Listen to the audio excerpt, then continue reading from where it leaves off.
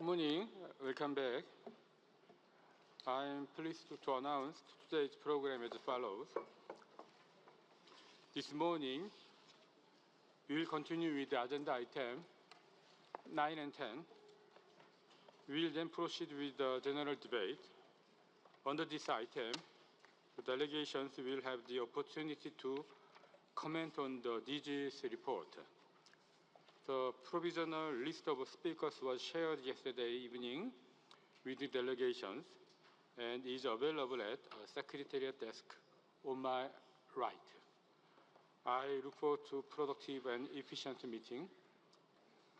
To ensure the smooth running of the meeting, I would also like to request again that all those taking the floor speak at a reasonable pace to allow accurate interpretation. In all cases, to ensure accurate interpretation, copies of all statements should be submitted in advance by all delegations to the meeting secretariat before the opening of the relevant session. Please also note that the full text of statement given to the secretariat will be published on the IOM website unless the meeting secretariat is advised otherwise. Should we finish the list of speakers for the general debate earlier than expected, we will proceed to the next agenda item 12, appointment of an external auditor. So the next item on the agenda is item 9, report on matters discussed at 34th and 35th session of the Standing Committee on Programs and Finance.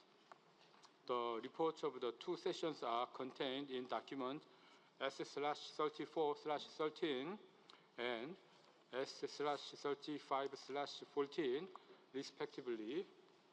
We will now resume the discussion item A, summary update on the program and budget for 2024. Yesterday, the rapporteur of the Standing Committee presented his report to the Council regarding this document. So I would like to now invite the Council to comment on document C/115/8 in the light of the introductory remarks made by rapporteur yesterday. So any delegate would like to make a comment?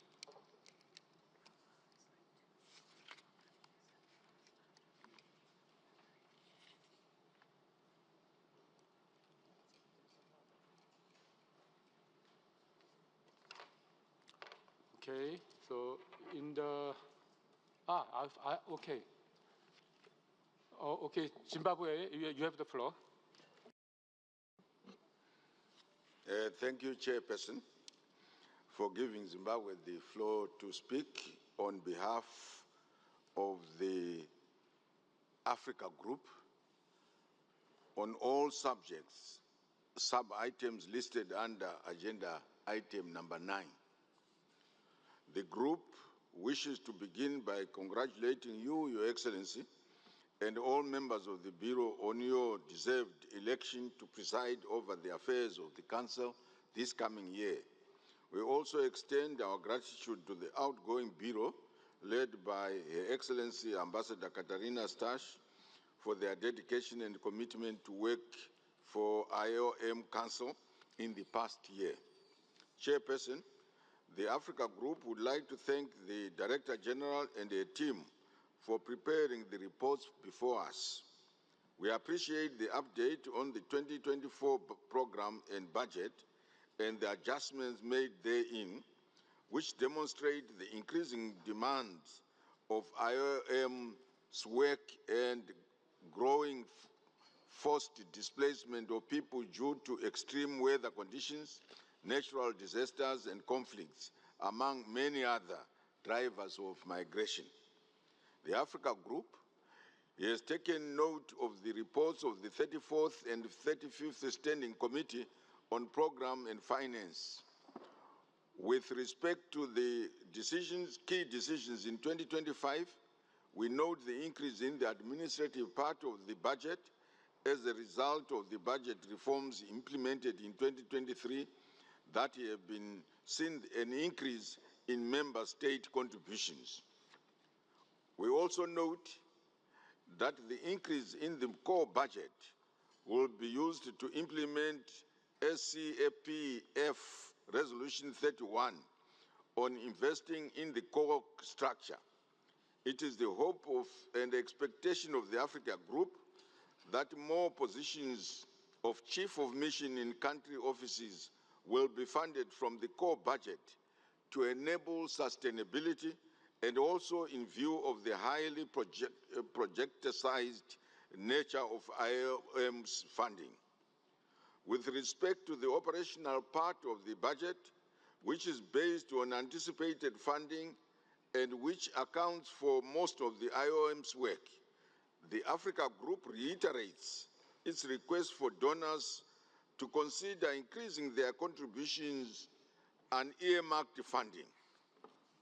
In addition, the Africa Group welcomes the IOM's efforts to engage the private sector.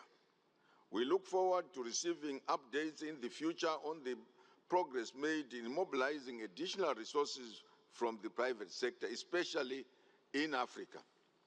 Chairperson, as highlighted by the Africa Group in the 35th Standing Committee on Programs and Finance, we wish to reiterate our request for IOM to be guided by the priorities identified in the second review of the implementation of the Global Compact on Migration in Africa in October 2024 in Addis Ababa, Ethiopia.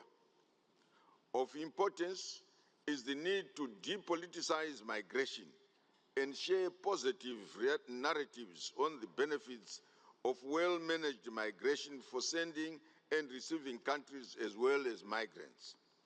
Through the use of regular pathways, migrants from the global south are increasingly contributing positively to the economies of the global north by filling the gap of labor market shortages due to aging populations. Chairperson, with respect to IOM's response to crisis situations in Africa, we express our sincere appreciation to the DG, Madam Pope, for a recent visit to Sudan and steadfast appeals to the international community to intensify its response to the ongoing crisis in Sudan and neighboring countries. The Africa Group is deeply concerned by the magnitude of the crisis and calls for an urgent and robust response. Despite these critical needs, the IOM response plan remains severely underfunded, with only 40% of the required budget secured for 2024. The Africa Group urges the international community to redouble its efforts to address these growing challenges, ensuring that development actors play a pivotal role in the response. It is our considered view that development cooperation is essential, as humanitarian aid alone is neither sufficient nor sustainable, particularly in light of the global funding shortages and escalating demands. To this end, we underscore the importance of implementing the humanitarian peace development nexus, not only in Sudan, but other countries in conflict situations in Africa and beyond. This offers an integrated and forward-looking approach to addressing crises. The nexus can foster resilience, support long-term recovery, and bridge the gaps between immediate relief, sustainable development, and the promotion of peace. In closing, Chairperson, the Africa Group supports the draft resolutions on the adoption of the 2025 budget, on the adoption of the reports of the 34th and 35th Standing Committee on Programs and Finance. I thank you.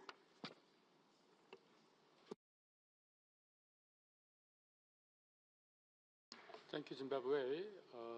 Any other speakers from the floor? Okay, there is unless there is more the intervention from the floor, I'll ask the administration to respond to the comments raised by the Zimbabwe.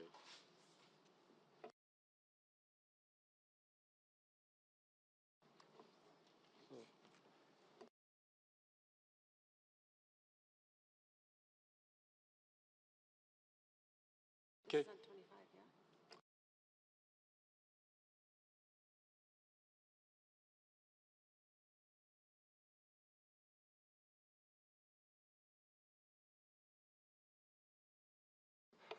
Right. Yeah. I don't think that we need any the response from the administration on the comment raised by this the Zimbabwe. So I would like to ask the floor again if there is any more request for floor. No. So then, in the absence of any further comments, may I take it that the Council is ready to take note of the summary update on the program and budget for 2024 document C/115/8. So I see no objection. So it is so decided.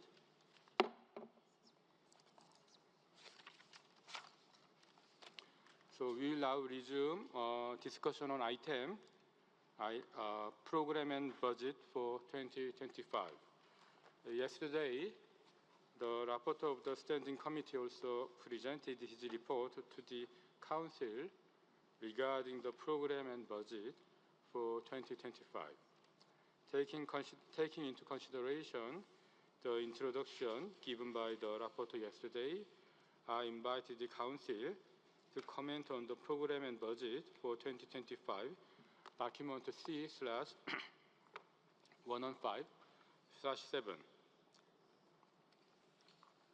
So are there any comments from the floor? Yes, Ecuador, yeah, okay. Okay, the Ecuador, you have the floor.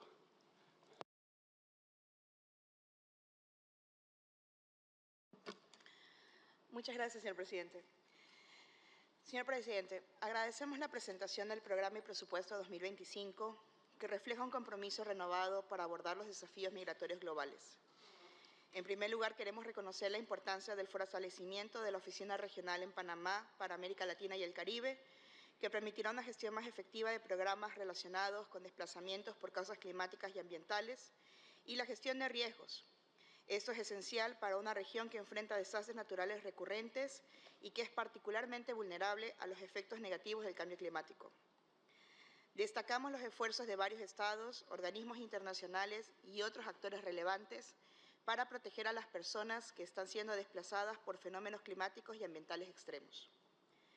Para ello es importante considerar programas que tomen en cuenta la posible sinergia entre las soluciones sostenibles para los desplazados por causas climáticas y ambientales y riesgos de desastres con las estrategias y programas nacionales de mitigación y adaptación de cambio climático.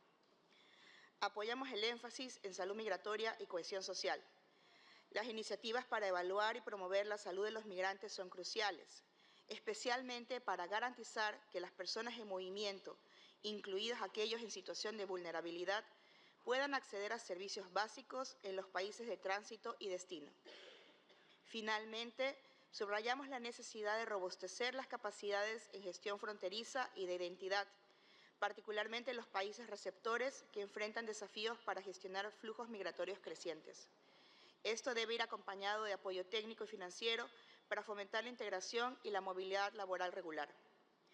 Reiteramos nuestro compromiso con el fortalecimiento de la cooperación regional para hacer frente a estas prioridades y solicitamos que estos temas reciban la atención y los recursos necesarios en la implementación del presupuesto 2025. Muchas gracias.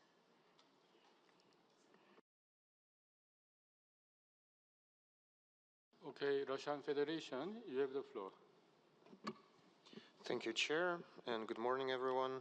We thank the administration for submitting the draft budget with a traditionally high level of detail. We regret the fact that the administration decided to ignore numerous calls for revision of its plans to push forward the IOM gender equality policy, which contains language that does not enjoy international consensus. We reiterate our request for the administration to respect national legislation of member states and to promote universally acceptable notions when pursuing the task of leaving no one behind. At the same time, we suggest revisiting the allocation of the administrative part of the budget in the coming year to ensure that assessed contributions are not used for the promotion of controversial initiatives. As before, we expect to receive an organizational efficiency report on the progress of budget reform implementation, which was stipulated by the SCPF resolution number 31. Thank you.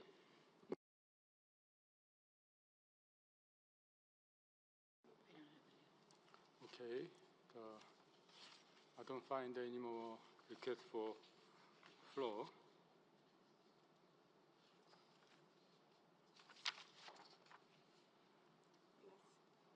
Okay, which one? Canada. Canada, okay. Canada, now you have the floor. Thank you, Chair.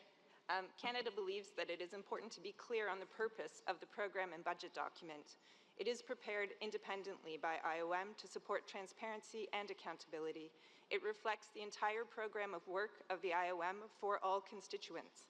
Consistent with IOM's reputation for responsiveness and flexibility, it takes into account the most up-to-date evidence base on the realities for all migrants. It is not a binding or negotiated text. It is IOM's justification for the resources requested to do its important work. Canada appreciates IOM's references to gender mainstreaming activities. We encourage efforts to strengthen gender-responsive approaches that address the specific and intersectional needs of women and girls and individuals with diverse SOGIESC identities. This is consistent with IOM's efforts to put people first and to target those at the highest risk of being left behind. Thank you. Okay, thank you. Now I give the floor, Mexico, you have the floor. Muchas gracias, señor presidente. México agradece la presentación del documento de programa y presupuesto para 2025. Damos la bienvenida a las actividades programadas a implementarse tanto en la región como en México el próximo año, sobre todo aquellas dirigidas a mejorar la capacidad de adaptación al cambio climático para abordar las causas ambientales de la migración y la iniciativa sobre la integración a través del reclutamiento ético a fin de ampliar y mejorar las vías regulares para la migración. Asimismo, consideramos positivo que se asignen recursos para continuar apoyando la integración socioeconómica sostenible de las personas migrantes a través de una intervención integral centrada en el acceso al empleo, el apoyo al emprendimiento y el fortalecimiento de las capacidades de las autoridades locales y la sociedad civil. También nos gustaría destacar nuestro apoyo a la política de igualdad de género de la organización para transversalizar esta perspectiva con un enfoque interseccional y a las medidas de paridad de género que han sido adoptadas ya. El enfoque de género, diversidad e inclusión es crucial para el trabajo de la OIM y forma parte de las estrategias transversales del Sistema de Naciones Unidas para brindar asistencia, apoyo y protección integrales sin dejar a nadie atrás. Asimismo, consideramos sumamente relevantes los esfuerzos que realiza la OIM para proveer servicios de salud, incluyendo aquellos vinculados a la salud sexual, salud y derechos sexuales y reproductivos, cuyo acceso es sumamente limitado en situaciones de desplazamiento. De igual forma, alentamos a OIM a seguir fortaleciendo las capacidades y recursos de la Oficina de Ética y Prevención de Explotación, Abuso y Acoso Sexual para prevenir y eliminar la discriminación, el acoso y el abuso y fomentar una cultura de denuncia, seguimiento e investigación cuando esto ocurra, tanto en la sede como en el terreno. Encomiamos la estrategia emprendida para fortalecer la inclusión de las personas con discapacidad y esperamos escuchar sobre los avances en su implementación en el transcurso de 2025. Finalmente, nos gustaría concluir señalando que si bien se reconocen los crecientes retos que afrontan la OIM y otras organizaciones vinculados a las múltiples crisis, alentamos a la Secretaría del organismo a redoblar esfuerzos para buscar mayores eficiencias y economías en los distintos procesos. Alentamos a la OIM a continuar fortaleciendo su estrategia para incrementar las contribuciones por parte del sector privado y buscar que éstas sean flexibles. Muchísimas gracias. Thank you. The next, I would like to give floor to United States.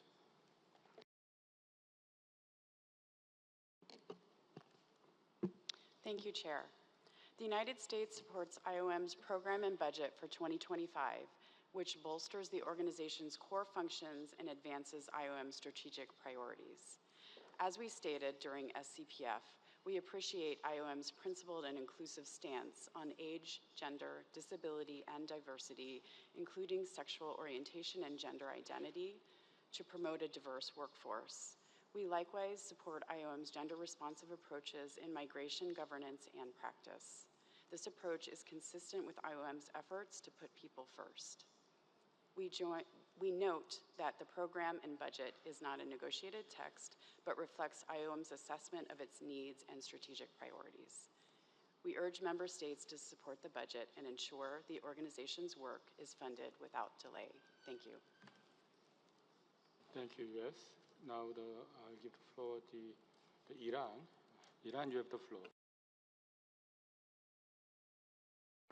Thank you very much, Mr. Chairman. I should mentioning about the program and budget 2025. The Islamic Republic of Iran values the IOM's efforts in addressing migration challenges, but stresses the need for urgent attention, enhanced cooperation, and greater transparency to support host countries facing unprecedented displacement pressures. Iran indeed has consistently exceeded its obligation in addressing the needs of refugees and displaced persons, particularly Afghans, despite significant resource constraints. The international community's response has often been insufficient. Moreover, prioritizing political interests over humanitarian value is prevailed.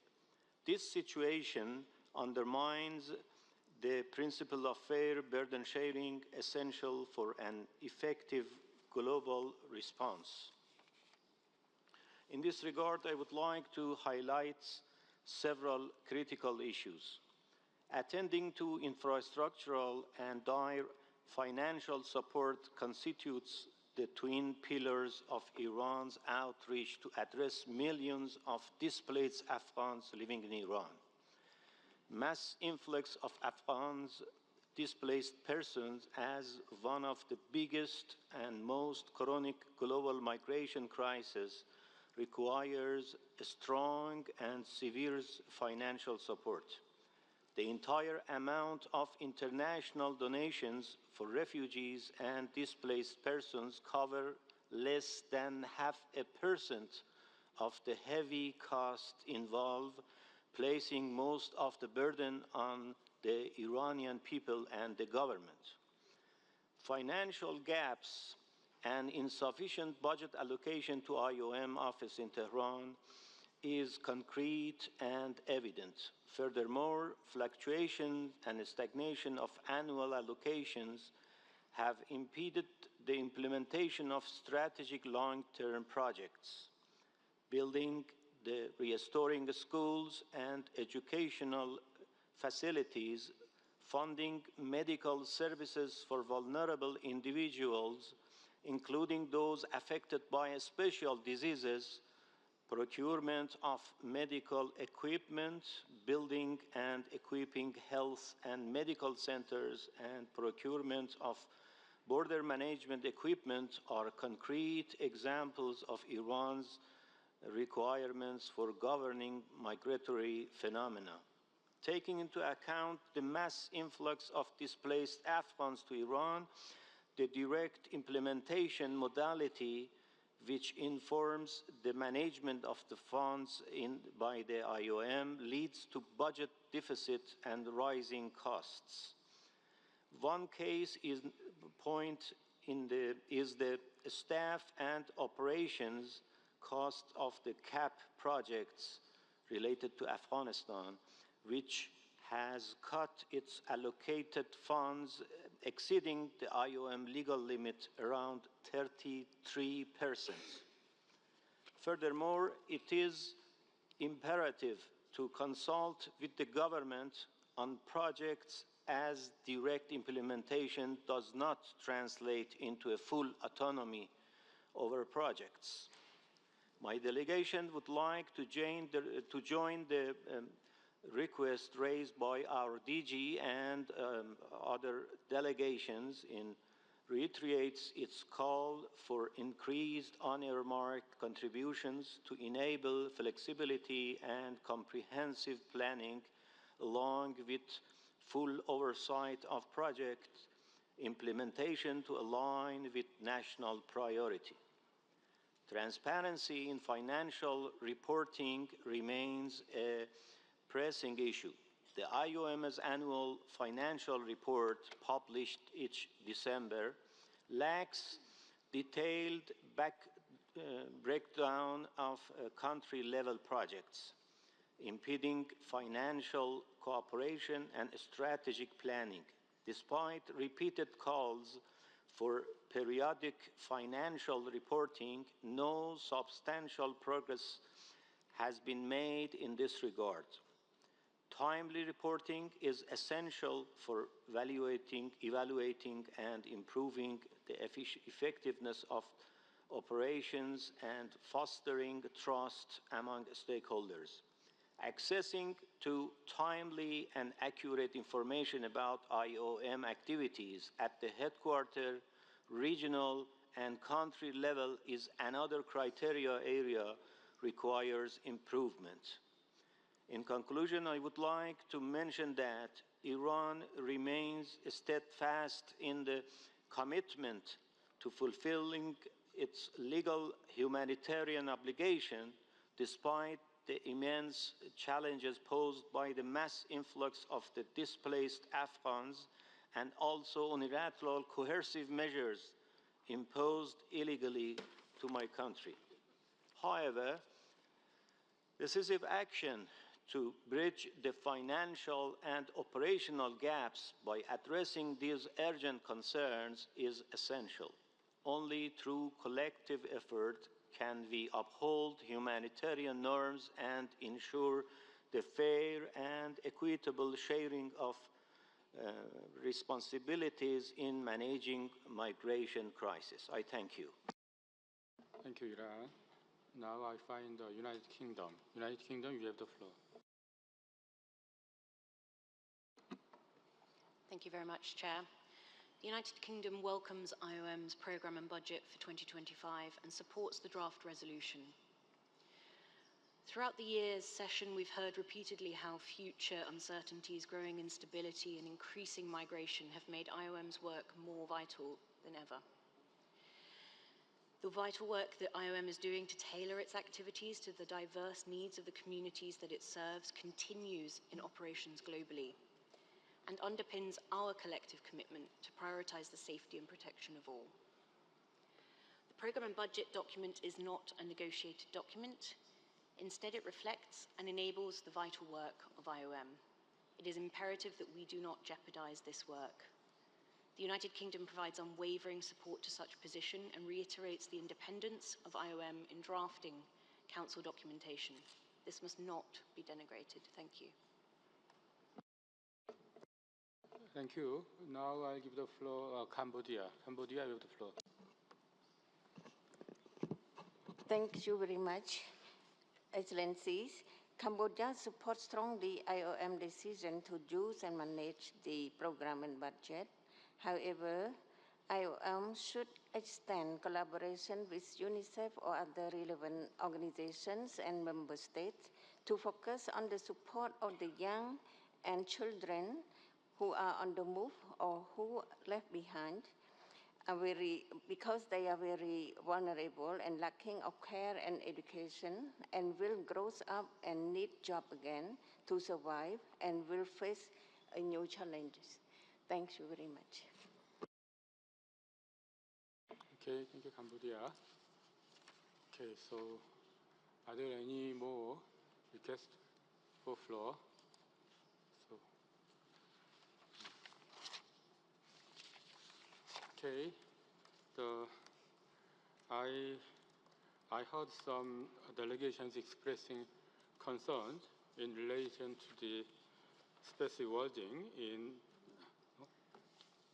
No. I think option 1.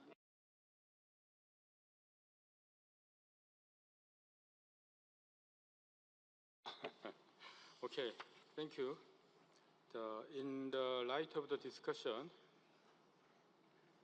I now invite the Council to consider draft resolution C/115/L/2 on the program and budget for 2025. So in the absence of any further comment, I declare the resolution adopted.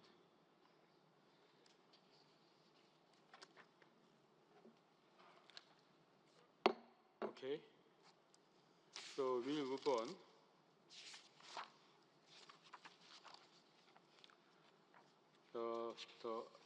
For the following point of this item is 9C, report on the privileges and immunities granted to the organization by state. I would like to invite again the rapporteur of the standing committee to report to the council on the committee's discussion and recommendations concerning document S/35/4, 11th annual report of the DG on improvement in the privileges and immunities granted to the organization by state. So, rapporteur.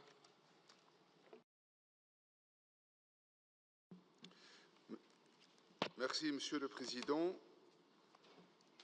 Concernant le point 9C, intitulé « Rapport sur les privilèges et immunités octroyés par les États à l'organisation », à sa 35e session, le comité permanent a été saisi du 11e rapport annuaire sur l'amélioration des privilèges et immunités octroyés par les États à l'organisation, présenté par la directrice générale, document S35-4.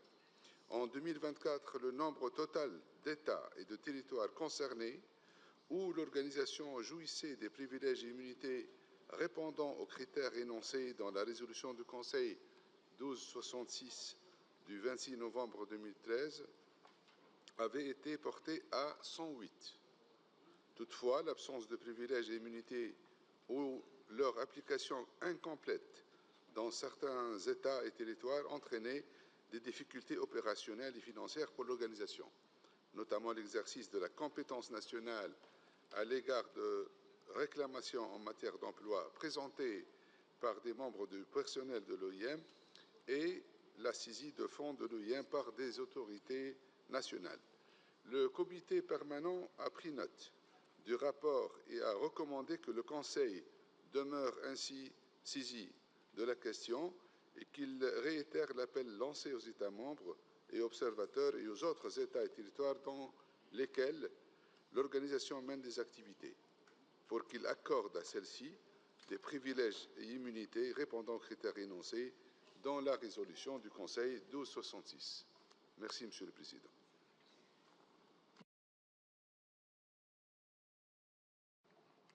Okay, thank you. Now I invite the Council to comment on the matter in the light of introduction just given by the rapporteur. Any comment from the floor?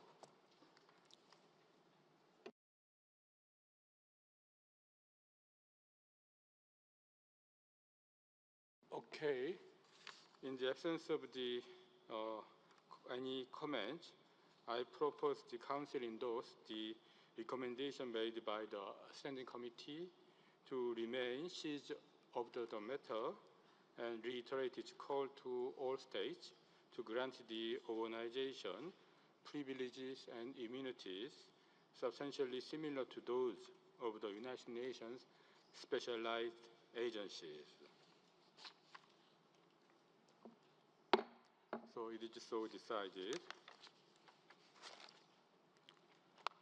Okay, now we will move to item 9D of the agenda. Other items discussed at the 34th and 35th sessions of the Standing Committee on Programs and Finance. I invite the rapporteur of the Standing Committee to provide his report on the committee's discussions on the following points. 1. Resolution and decision of the 34th session of the Standing Committee. 2. Exchange of views on items proposed by the membership. 3. Other reports and updates. Okay, Mr. Rapporteur.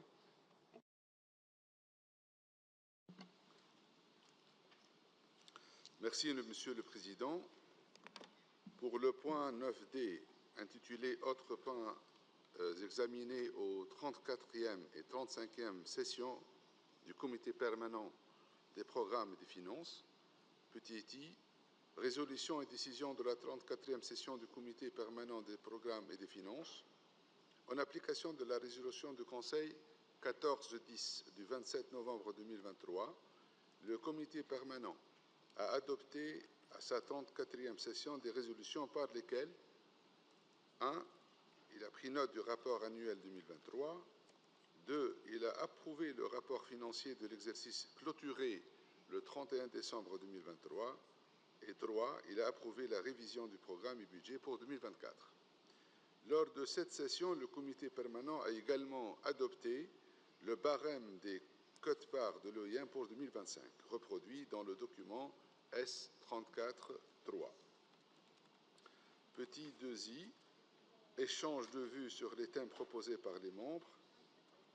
Aux 34e et 35e sessions du comité permanent, l'administration a présenté des documents sur les thèmes ci-après qui avaient été choisis par les États membres. 1. Approche globale de l'OIM en matière de préparation aux phénomènes climatiques, de réduction des risques de catastrophes et d'adaptation au changement climatique. 2. Note d'information 2024 de l'OIM sur les données, des données porteuses de transformation pour l'action, l'analyse et la prévision. 3. Approche de l'OIM en matière de protection des migrants et des personnes déplacées. Et 4. Tirer profit de l'évolution des technologies pour créer de meilleures voies de migration régulière. Les exposés sur chacun de ces thèmes ont été suivis de discussions au cours desquelles les États membres ont fait des observations sur les documents et sur les activités menées par l'organisation, ainsi que sur leur propre expérience en la matière. Le comité permanent a pris note des documents présentés par l'administration et des observations faites par les États membres. Petit 3i, intitulé « Autres rapports et informations », lors de ces sessions, le comité permanent a également examiné les rapports exposés et informations ci-après et en a pris note. Rapport de situation sur les contributions assignées restant dues à la partie administrative du budget et sur le droit de vote des États membres, déclaration et rapport de vérificateurs externes des comptes, rapport d'étape sur la mise en œuvre des recommandations du vérificateur externe des comptes, rapport sur les travaux du Bureau du contrôle interne, rapport du comité consultatif pour les questions d'audit et de surveillance de l'OIM, plan concernant le bâtiment du siège de l'OIM, information actualisée sur la mise en œuvre du cadre de gouvernance interne, information actualisée sur la gestion des risques, rapport sur la gestion des ressources humaines, déclaration du président du comité de l'Association mondiale du personnel, rapport du président du groupe de travail sur les partenariats, la gouvernance et les priorités organisationnelles de l'OIM, rapport sur le Fonds de l'OIM pour le développement, rapport sur les réponses de l'OIM aux crises migratoires, partenariat de l'OIM avec le secteur privé, plan de travail provisoire des organes directeurs de l'OIM pour 2025, information sur le compte du Fonds pour les bâtiments, information actualisée sur la stratégie de mobilisation des ressources de l'OIM et les possibilités de financement, et enfin, exposé du Bureau de la déontologie et de la prévention de l'exploitation et des atteintes sexuelles et du harcèlement sexuel. Merci, Monsieur le Président.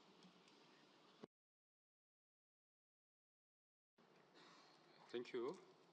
So now I would like to ask if there are any comments relating to these items.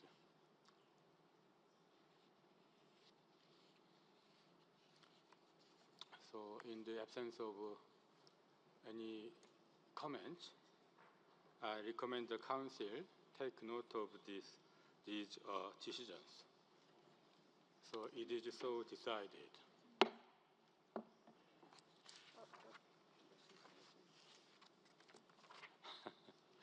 So it's okay. Russia Federation, you have the floor. Thank you, Chair. We would like to thank the administration for an effective collaboration with member states on topics of programs and finance. We underscore the added value of intersessional consultations and briefings held throughout the year, such as the one on strategic results framework. We do note, however, that these types of engagements with member states cannot replace formal decision-making procedures. We therefore request the administration to consider submitting in the future documents of critical importance, as the strategic plan, for instance, to the SCPF and Council for endorsement, to instill practices of good governance and to improve the accountability system at IOM. We welcome the administration's commitment to providing regular updates on human resources management. At the same time, we urge the administration to review the procedure for consideration of this critical topic by making it more formal with a detailed HR report and a decision to be adopted by the governing bodies. Such is the practice of the UN system, and we do believe that IOM staff deserve greater attention from member states. We're also disappointed that the Audit and Oversight Advisory Committee did not prepare any formal report for the last SCPF session, as it was done in the past. We trust that this issue will not reoccur in 2025. We reiterate the importance of IOM adopting the Joint Inspection Unit statute, and we urge member states to take the long overdue positive decision next year. We also expect to receive in due course an update from the administration on the prospects for the organizations joining the UN Common System by means of adopting the statute of the International Civil Service Commission. Thank you.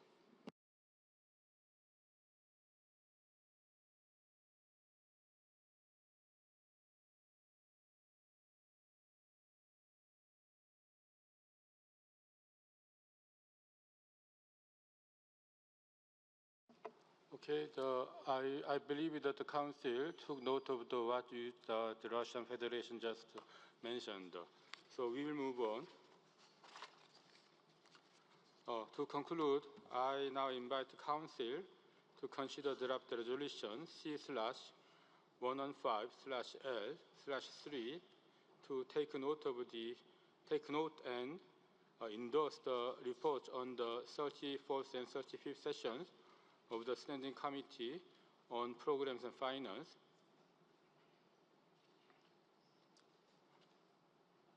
Okay.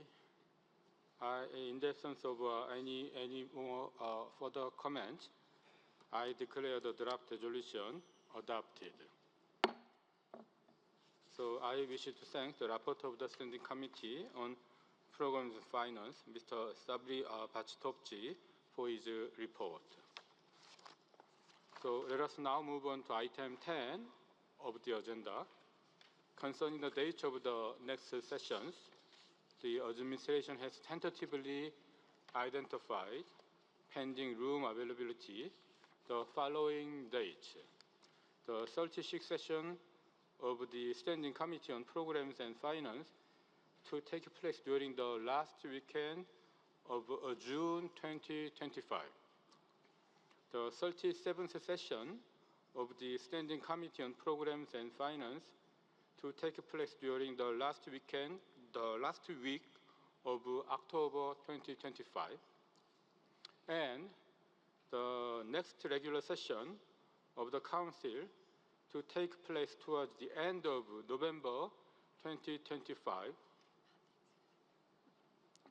If there are no objections, these tentative dates will be adopted and a more detailed calendar will be distributed in early 25. Okay, so in the absence of any comments or responses from the floor, may I take it that the Council is ready to adopt draft resolution C/115/L/4 on convening the next regular session of the Council. It is so decided. Okay, we will now start the general debate, and I will invite a statement first from member states, beginning with the ministers, followed by regional groups, and then observers. Allow me now to make a few comments on the general debate. Please note that the list of speakers for delegates to register for the general debate was open between Monday, 18 November and Friday, 22nd November, and is now closed. The list of speakers is being kept by the meeting secretariat at the entrance of the conference room.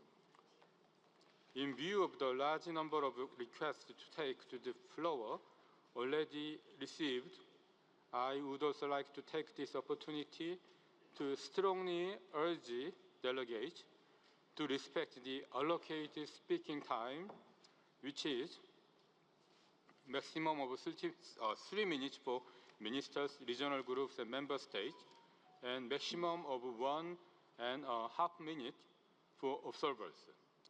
To ensure the smooth running of the meeting, I would also like to request that all those taking the floor speak at a reasonable pace to allow accurate interpretation. In all cases, to ensure accurate and clear interpretation, copies of all statements should be submitted in advance by all delegations to the meeting secretariat before the opening of the relevant session. So please also note that the full text of statements given the secretariat will also be published on the IOM website unless meeting secretariat is advised otherwise. So the first speaker is Zimbabwe. So Honorable July Moyo, Minister of Foreign Public Services, Labor and Social Welfare. Your Excellency, you have the floor. Thank you, Chairperson, Excellencies, distinguished delegates. Thank you for giving me the floor. We align ourselves with the statement to be delivered by Sierra Leone on behalf of the Africa Group and take this opportunity to thank the Director General, Ms. M. Pope, and her team for the report on the IOM's work in the past year. We have also taken note of the challenges that continue to confront globally as a result of forced displacements from climate change-induced natural disasters and conflict, among other many drivers of migration which require our collective effort. Chairperson, the several activities carried out in the last year highlighted the importance of the work of IOM in shaping economies and saving lives. From the second review of the implementation of the Global Compact on Migration held in Addis Ababa in October 2024. We noted the significant progress that has been registered by member states in Africa in different areas, much of which is member state driven, and we also observed the challenges that have militated against good migration governance.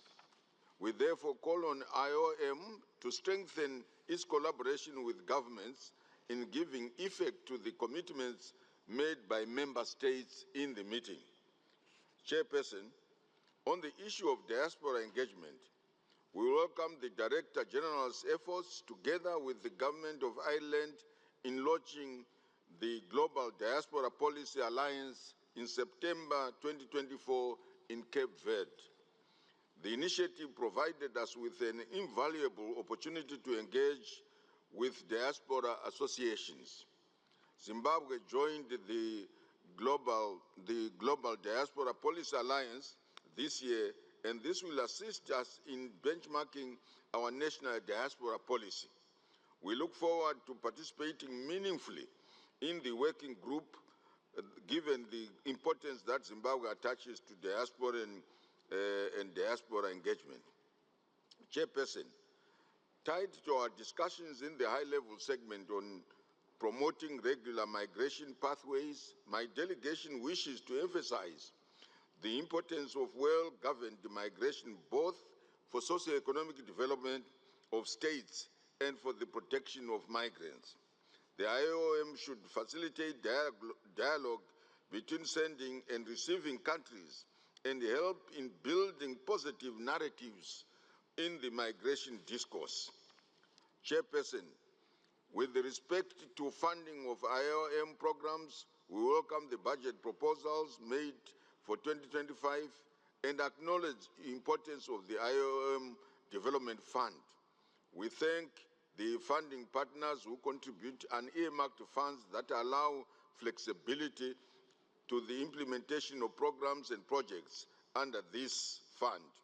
We therefore request the management to consider increasing the budget allocation for the fund in order to meaningfully complement government efforts.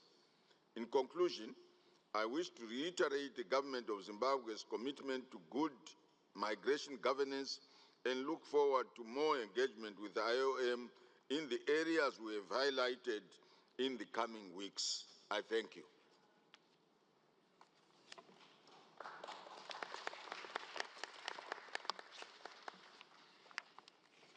Thank you, Excellency. Now I'll give the floor to His Excellency Mr.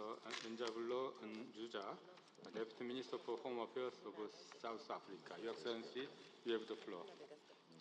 Chairperson Ambassador Yun, Director General Pope, Excellencies, distinguished delegates. South Africa congratulates you, Chairperson, and your bureau on your election at this 115th session of IOM Council and extends its best wishes to you in the execution of your mandate. South Africa aligns itself with the statement to be delivered by Sierra Leone on behalf of the African Group. We welcome the Director General's report reflecting on the stellar work undertaken by the organization in the past year, in particular the focus on saving lives and protecting people on the move, including internally displaced persons. South Africa believes that the issue of internal displacements of persons requires much attention, especially those in low and middle-income countries and poor communities. The incapacity to prevent loss of life and responding effectively to the devastation of environmental hazards continue to pose a challenge to governments.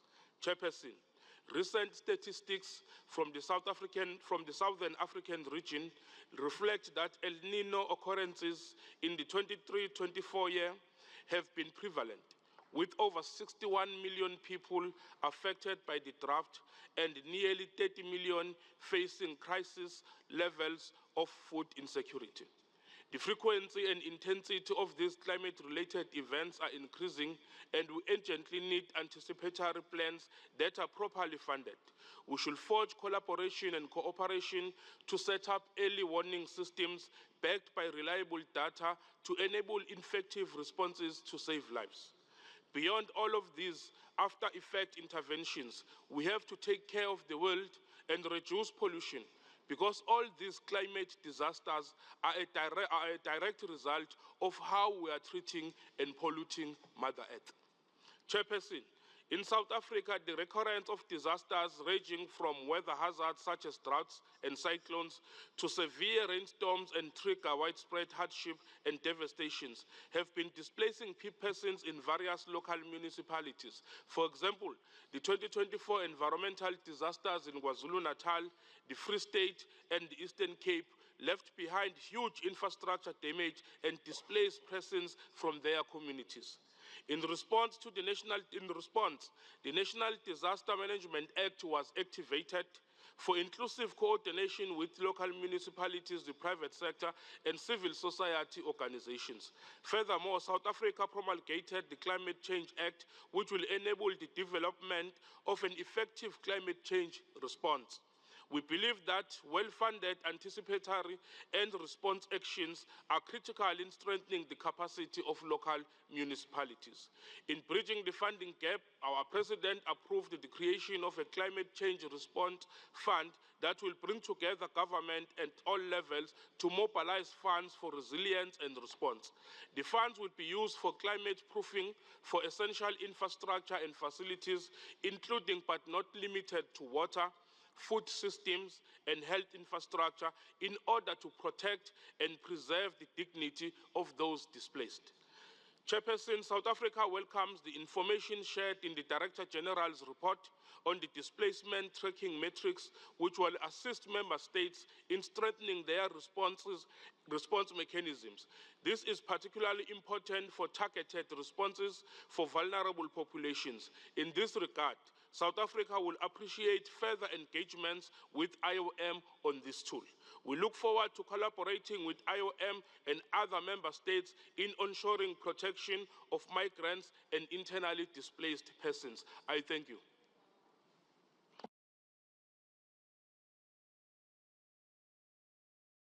Thank you. The next speaker is Her Excellency, Ms. Celine Njogu, Principal Secretary, Department for Diaspora Affairs, WOFA and Diaspora of Kenya. Your Excellency, you have the floor. Your Excellency, Chair of the IOM Council, Ms. Amy Pope, Director General of the IOM, Excellencies, distinguished delegates, ladies and gentlemen, it's an honor and privilege to address this esteemed council session. I extend my deepest gratitude to the IOM for convening this high-level segment and focusing on the critical theme of regular migration pathways, a global call for action. Kenya appreciates the role IOM has played in implementing frameworks for safe migration while addressing vulnerabilities, particularly among youth, women, and persons with disabilities. Too often, migration is viewed through the lens of crisis rather than opportunity. This session is a reminder that if managed effectively, migration can serve as a transformative force for economic, social, and cultural growth across the entire globe. As Director General Pope aptly put it, the evidence shows overwhelmingly that long-term regular pathways will better protect migrant rights, they will better enable governments to plan for and manage movements in an orderly way, and they will support economic development in the countries that the migrants are coming from, as well as the countries that migrants are going to. Kenya stands with this vision and commits itself to advancing regular migration pathways as a cornerstone for achieving sustainable development, safeguarding human dignity, and building resilient global partnerships. Through bilateral labor agreements, we've ensured protection for Kenyan workers abroad. These agreements uphold ethical recruitment practices, promote decent work, and guarantee social protections for migrants. Furthermore, through our technical, vocational, and education training institutes, Kenya has prioritized skilling, reskilling, and aligning our labor force with the global labor market demands.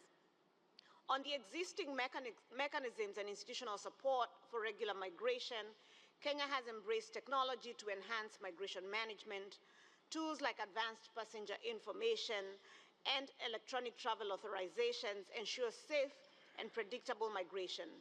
These innovations serve as a model for integrating technology into migration governance frameworks globally.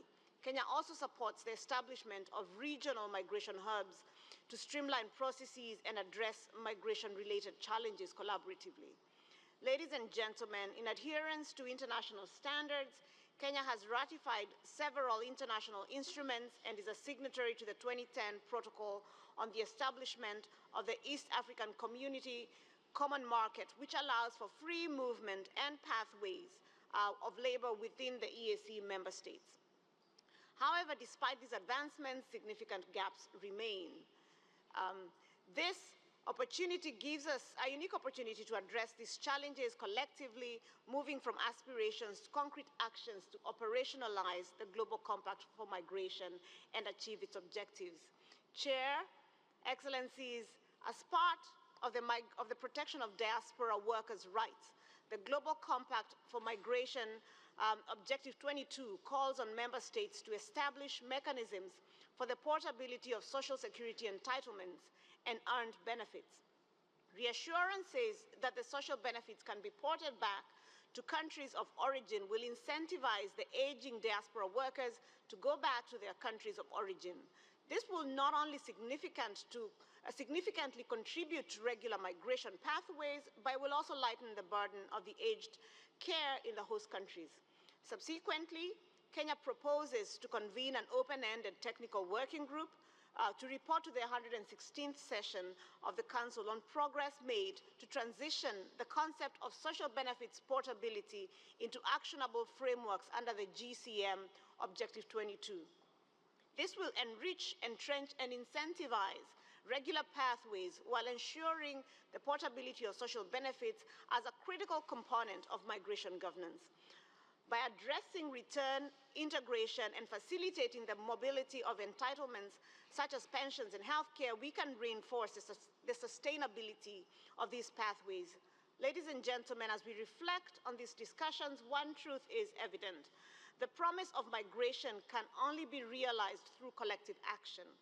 Kenya remains steadfast in its commitment to advancing safe, orderly, and regular migration pathways. We believe that migration, when well managed, is a force for good, a bridge between communities, a driver of development, and a beacon of hope for millions. Thank you, and together we can make this vision a reality. Thank you very much.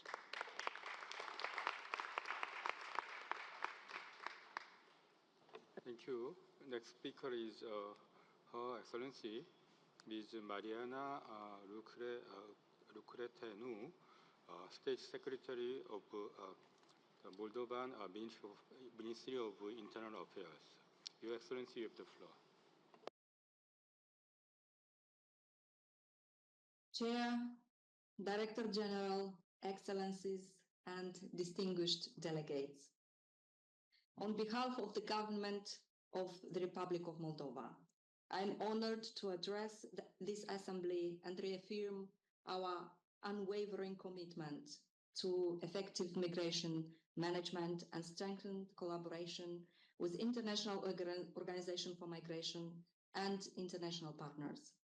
The Republic of Moldova looks forward to continuing the partnership with IOM on all aspects of migration, acknowledging the priority areas highlighted in the Director General's report: saving lives and protecting people on move, driving solutions to displacement, and facilitating pathways for regular migration.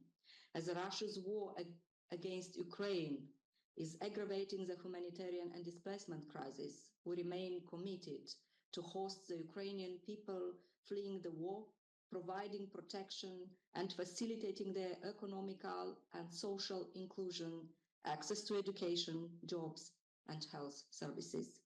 At national level, our goal today is to concentrate common efforts on increasing capacity of all governmental agencies dealing with public order and security, enhancing resilience capacity of the Republic of Moldova in keeping the safety and security within the borders, but also in the region, as we are neighboring with the war zone.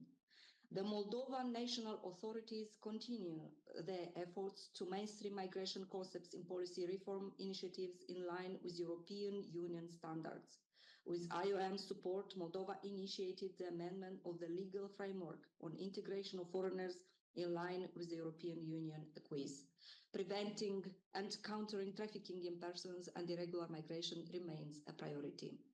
The newly developed National Development Plan 2025-2027 includes a special focus on the integration of foreigners, especially addressing socio-economic and cultural integration, access to healthcare and specialized services for migrant children and vulnerable groups, inclusion in educational and cultural activities, employment opportunities for displaced persons.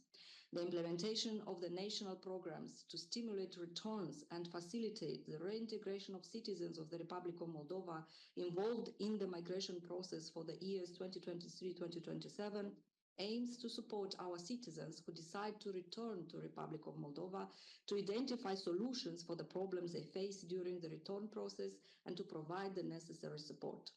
We initiated and have been promoting steps towards further labor market liberalization for foreigners in certain sectors of the economy and simplification of admission and documentation procedures for those who want to work or invest in the Republic of Moldova. Distinguished delegates, as an early adopter of the Global Compact for Migration, the Republic of Moldova continues to see its value in guiding policy development. In conclusion, allow us to once again appreciate IOM's dedicated work across the humanitarian development peace nexus and reassure that Moldova remains committed and will be further engaged in common and supported efforts to put in place policies and practices and to enhance cooperations on achieving safe, orderly and regular migration, fostering resilience and sustainable development. Thank you for your attention.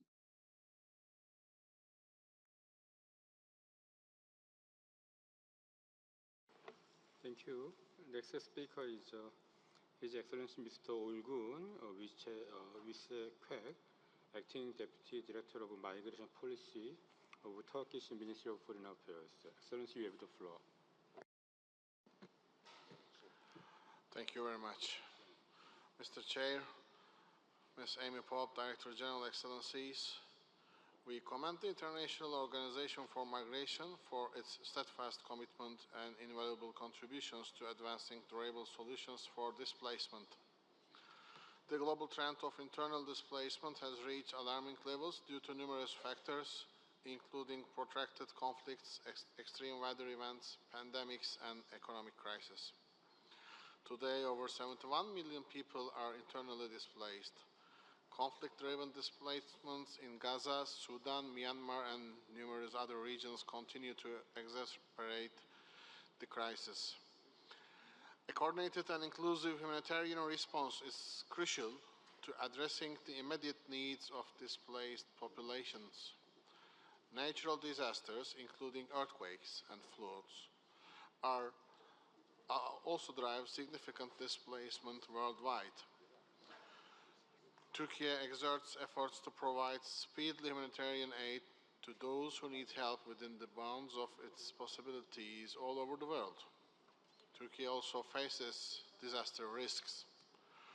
On February 6, 2023, Turkey experienced a series of catastrophic earthquakes, marking one of the strongest seismic events in the region over a century. The earthquakes resulted in approximately 53,000 deaths, including 6,800 foreigners, and more than 107,000 injuries, and affected also millions of people. Additionally, around 350,000 people temporarily migrated from the disaster area following the February 6 earthquakes. Responding to a crisis of this magnitude required an unprecedented mobilization of resources and personnel. Over 271,000 rescue workers and 1.4 million volunteers collaborated with international teams, including IOM staff and private sector entities, to deliver aid and set up temporary shelters. Temporary shelters, including tents, repurposed hotels, and container cities, were rapidly deployed to address immediate needs. And despite the challenges on the field, IOM was among the first to deliver aid to those affected thanks to its well-organized, prepositioned humanitarian aid system. A total of 528 tons of aid delivered by 14 cargo planes from IOM warehouses in Accra, Manila, Nairobi, Lahore, and New Delhi helped us provide timely support to those affected by the earthquake. In this regard, let me extend our gratitude to IOM and donor countries for their support after the devastating earthquakes in our country last year. We have witnessed IOM in action and remain deeply grateful. Reconstruction efforts continue. Currently, around 360,000 housing units are under construction at 160 construction sites across 11 provinces, 150,000 of which have been completed and delivered in 1.5 years, making this one of the largest construction sites in the world. Thanks to the measures taken by our government in the aftermath, many people from the affected region have been able to return to their homes. Disasters teach us the critical importance of prevention, preparedness, long-term solutions, and swift recovery. Today, disaster risk reduction, early warning systems, and urban resilience is at the top of Turkey's political and economic agenda, both at the national and local levels. Towards ensuring a resilient infrastructure, Turkey is undertaking a comprehensive and ambitious urban transformation, earthquake-resilient infrastructure, and housing drive. Over the past 12 years, this initiative has resulted in the demolition and reconstruction of 2.1 million units. In conclusion, addressing disaster-related displacement requires a proactive and inclusive approach, prioritizing prevention, durable solutions, and comprehensive protection of disaster-affected individuals. By addressing root causes such as systemic inequalities and conflict, and by investing in disaster risk reduction and early warning systems, we can mitigate displacement risks and enhance resilience. Turkey's experience also underscores the vital role of international solidarity, innovative solutions, and collaborative efforts in mitigating the impact of such crises. I thank you.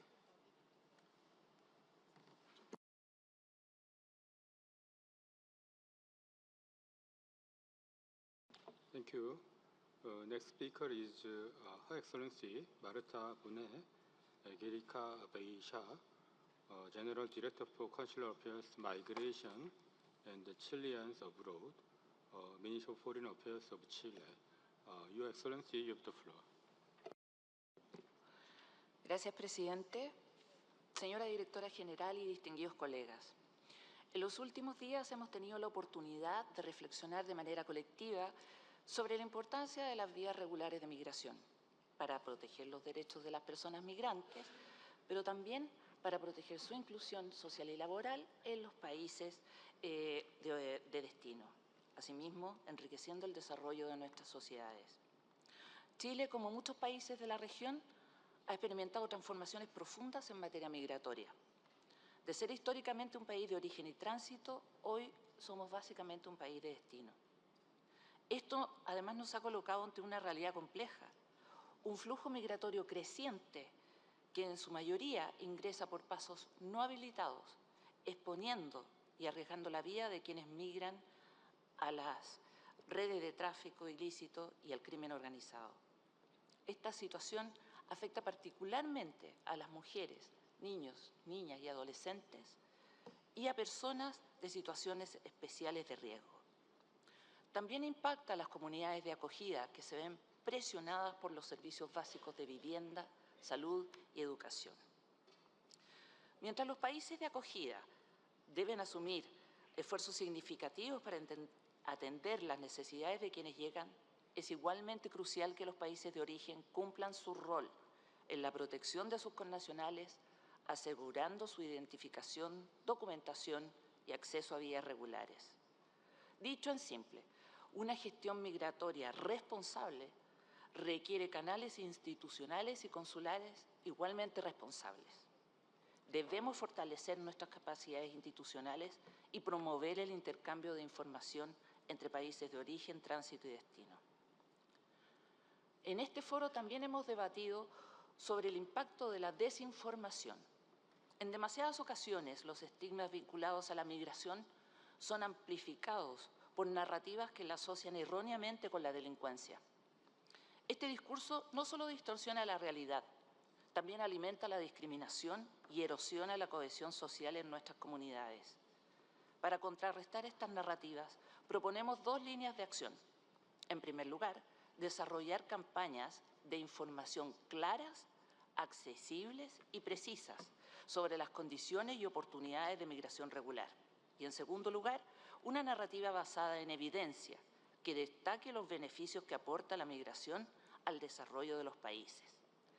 En este contexto, y junto con agradecer la importante labor de la OIM en la recolección de evidencia y el apoyo a nuestras capacidades, hacemos un llamado a todos los actores multilaterales para respaldar una estrategia global que, bajo el liderazgo del Sistema de Naciones Unidas y basado en el principio de complementariedad, apoye la gestión de la migración desde una perspectiva humanitaria. Muchas gracias.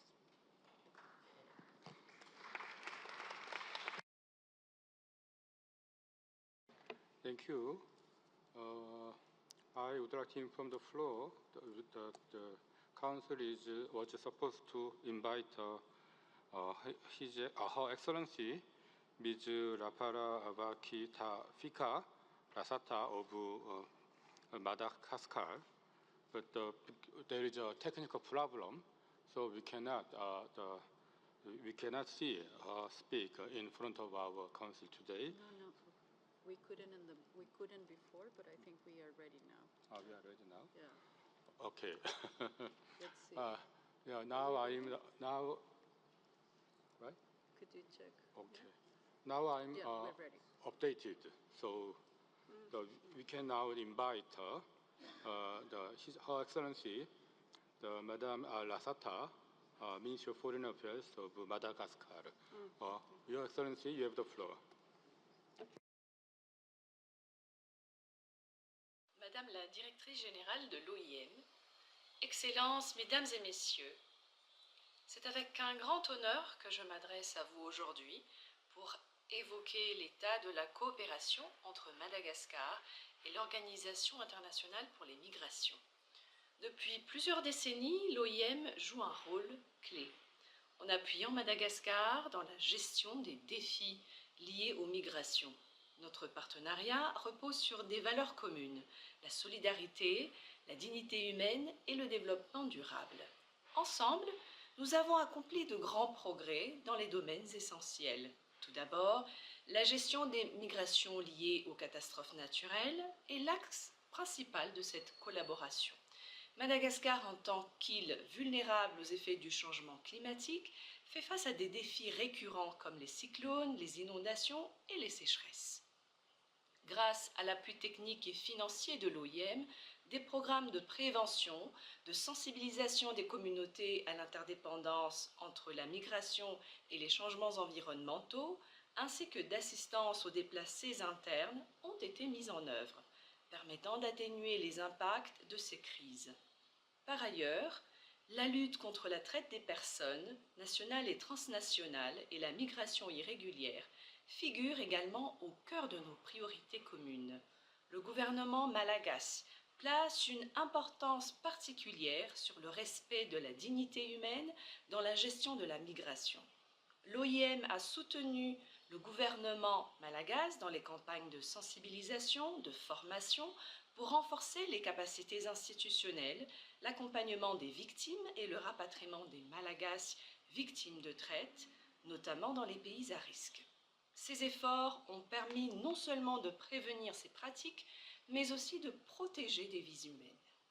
Enfin, La migration pour le développement est un autre pilier de cette coopération.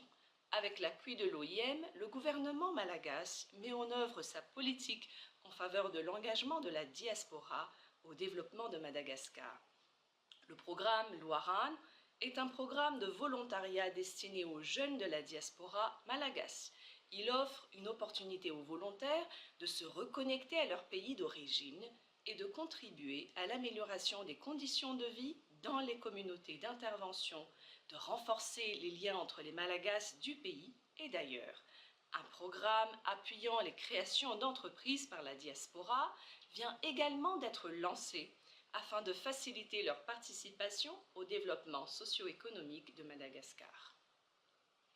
Excellences, Mesdames et Messieurs, dans un contexte mondial et national difficile, Madagascar fait face à des défis majeurs. Les conséquences des crises mondiales et du changement climatique sur le plan économique et social, la persistance des défis liés à la pauvreté, les déplacements de population en quête de sécurité et de dignité. Pourtant, à chaque défi, nous avons l'opportunité de nous unir, d'agir et d'innover. Aujourd'hui, plus que jamais, Madagascar et l'OIM doivent renforcer leur partenariat. La vision est claire, des migrations sûres, ordonnées et régulées au service du bien-être des communautés et du développement du pays. Je tiens à exprimer ma gratitude envers l'OIM pour son engagement constant et envers tous les partenaires impliqués dans cette noble mission. Ensemble, nous pouvons construire un avenir où la migration devient un vecteur d'opportunité et non un défi. Je vous remercie.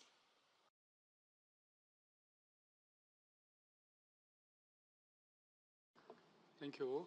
Now I would like to invite DG to respond to the floor. Okay, DG, you have the floor. Thank you very much, dear Chair. First, I just want to commend the government of Zimbabwe for its proactive stance on responding to the impacts of climate change and your commitment to good migration governance. It's wonderful to see Minister Moyo here again with us today, who's been a stalwart champion for the work that we're doing. And we want to recognize what you have done to improve South-South pathways for many of your citizens and nationals within the SADC region. The collaborative efforts that you've demonstrated will improve sustainable development for more of your people, but importantly for more of the communities across Southern Africa. And we appreciate your leadership in that effort.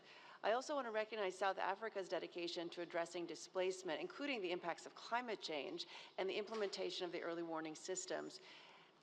Furthermore, your strategic vision to digitize immigration processes, streamline visas, and enhance national security is a forward-thinking approach that is setting a very strong example for the region. And I look forward to my upcoming visit both to Zimbabwe as well as to South Africa. Kenya's leadership in negotiating labor mobility pathways for its citizens and its emphasis on skilling your workforce to meet global demands really are exemplary. The country's role in the East African community, in particular, in advancing the common market and efforts to ensure the portability of benefits, highlight your commitment to regional integration and economic growth. And I would encourage all potential donors to take a close look at what work is happening within East Africa as a good example of how we build out communities that improve development outcomes for more people around the world. I'd like to acknowledge Moldova's efforts to enhance migration governance in the country and support for migrants, including through your engagement of your own diaspora. And I want to appreciate the government of Moldova's ongoing efforts to address the humanitarian crisis which has been triggered by the war in Ukraine. IOM will continue to support that work and your work toward EU integration. Furthermore, I'd like to recognize the important partnership with Turkey, particularly in the wake of the earthquake. And I want to note that this is a best practice that we have learned from our partnership there. As a result, we're now pre-positioning more goods around the world to meet the needs of people who are facing crisis, and particularly when there is a high risk of natural disaster resulting from climate change, from earthquake, from drought, from flooding. I commend Chile for its remarkable efforts in regularizing over 100,000 migrants. This significant achievement is going to provide the stability and security for these individuals, but it also strengthens the social fabric of your own country. We stand ready to support the integration of migrants into your host communities there, and we are committed to ensuring that migration can contribute positively to your economy. We remain committed to promoting evidence-based migration policies, to countering disinformation, and for building systems that uphold the dignity of migrants, but also are to the benefit of the communities who host them. And we want to acknowledge our solidarity with Madagascar, particularly as a country that is already facing acute displacement as a result of climate change. I want to note the importance of our displacement tracking matrix to identify the communities who are on the move, to anticipate risks, and to respond to those who are most in need. And we will, of course, continue to support the survivors of trafficking in partnership with the government of Madagascar. Thank you, DG. So we will continue general debate. Next speaker is Her Excellency Ms. Lotte Knudsen, the Ambassador, Permanent Representative of European Union. Excellency, you have the floor. Chair, I have the honor to speak on behalf of the European Union and its member states. The candidate countries, North Macedonia, Montenegro, Serbia, Albania, Ukraine, Republic of Moldova, and Georgia, align themselves with this statement. Dear Director General, IOM is a long-standing partner of the EU and its member states, and you can rely on our support at all times. Our collaboration is grounded in a comprehensive, human rights-based, whole-of-route approach to migration. This commitment is reflected in the EU Pact on Migration and Asylum, and we thank the IOM for supporting its implementation in accordance with national competencies and priorities. We strongly support IOM's life-saving activities in displacement and humanitarian crisis, among which Russia's war of aggression against Ukraine, the increasingly catastrophic humanitarian situation in Gaza, Sudan, and Lebanon. We mourn all civilian losses and urge strict adherence to international humanitarian law at all times. We welcome the new Global Office in Brussels. It will enhance our strategic exchanges between IOM, the EU, and its member states. It comes at a key moment to build ties with the EU's new political leadership, which may be voted in today. We also appreciate the IOM strategic plan and draft regional strategies. We understand that the third objective addresses all aspects of migration policy, from countering irregular migration, border management, returns, readmission, and reintegration, to the promotion of regular pathways, protection, and diaspora engagement. We therefore ask IOM to reflect this balanced action and narrative across all regional strategies. We also stress the importance of countering the instrumentalization of migrants for political purposes. Moreover, we welcome IOM's focus on addressing the impact of climate change on human mobility, and discussions at COP29 highlight the importance of this work. We commend your focus on strengthening IOM core structures. We are concerned that the core budget remains disproportionate to the growing operational budget. Oversight, accountability, and transparency remain essential, and we expect regular updates and discussions on these matters, which has been the case. We support your efforts to ensure an inclusive and gender-responsive approach and to foster protection both within IOM's internal organization and in its projects. We welcome your work across the triple nexus and encourage even stronger collaboration with UN agencies, especially UNHCR, on the route-based approach. We also expect the UN system to jointly address internal displacement with IOM, UNHCR, and UNDP, leading collective efforts towards durable solutions. And we wish the IOM lots of success as the first chair of this new rotating structure. Thank you very much.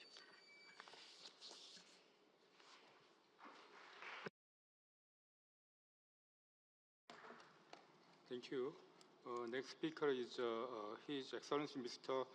Lansana Juberi, Permanent Representative of Sierra Leone, speaking for African Group. Your Excellency, you have the floor. Thank you, Mr. Chair, and congratulations on your election as chair of this group. Thank you for also the very effective way you've been running the conference thus far. Sierra Leone has the honor to deliver this statement on behalf of the African Group. The African Group thanks the Director General for her detailed report to this Council on the programs and operations of the International Organization for Migration, and congratulates her on the successful completion of her first term in office. We commend Ms. Amy Pope and her team, and I mentioned three, I have to mention three in particular. The two DDGs, our sister Ms. Ugochi Daniels and Ms. Operations and Ms. Songa Long of Management and Reform, who we have not met yet, but thank you very much for the hard work. I also commend, mention Ms. Ambassador Catalina Devantis, my dear friend, for the very effective work she's been doing since she started. Thank you, Ms. Pope. We do appreciate your report very much, and we note with appreciation also that IOM has remained very steady and focused even against the backdrop of escalating geopolitical tensions and regional instabilities, leading to dramatic and unprecedented levels of displacement and forced migration. From Sudan, at the heart of Africa, to the occupied Palestinian territories, Lebanon and Europe, armed violence has dislocated millions of people from their homes and forced them into traumatic journeys they never wanted to undertake. This situation has been compounded by the brutal and deliberate attacks on humanitarian workers who have been the first responders to this growing crisis, a war crime if there ever was one. The African Group recognizes the interventions of the IOM to reduce the suffering of people fleeing from conflict regions across the world and towards helping a significant number of the vulnerable on the move in search of safety and a better life in Africa, the Middle East, Europe, and in Asia. This makes the IOM a truly indispensable organization in the view of the African Group. Sudan, one of the largest countries in Africa, has nearly 11 million people internally displaced as a result of the depredations of armed combatants. This makes Sudan the site of the world's largest internally displaced population, and with another 2 million Sudanese forced to flee to neighboring countries, the source of the most dramatic and appalling refugee movement in Africa. We note also that the Democratic Republic of Congo, with 7 million internally displaced persons, continues to be plagued by conflict and disease. While appreciating the very helpful intervention of IOM and other humanitarian organizations, the African Group calls for accelerated global efforts to end the wars and enforce peace, which alone can end the forced displacement and associated suffering. The African Group acknowledges the efforts of IOM to engage at all levels with its United Nations partners and regional groupings, member states, the private sector, and local communities to promote its agenda, central to which is the orderly and humane management of migration, building resilience and sustainable solutions to address the root causes of displacement and provide support to displaced communities. We support the joint communique issued in Addis Ababa on 8 October 2024, the meeting of principals of African Union and the International Organization for Migration, and reaffirm our support towards the efforts to enhance safe, orderly, and regular migration on the continent and at the wider international level. Chairperson, we welcome the collaboration of IOM member states and institutions like the African CDC to help save lives and improve the health conditions of vulnerable communities. We are particularly grateful for the support that IOM has given CDC to countries battling the mpox virus upsurge, especially the DRC in the areas of preparedness and response to contain the outbreak. Chair, the African Group reaffirms its commitment to collaborate in the implementation of the 2024-2028 strategic plan, and we assure the IOM leadership, Ms. Pope and her team, of our continued support in achieving these core objectives. I thank you very much. Thank you. Thank you, Excellency.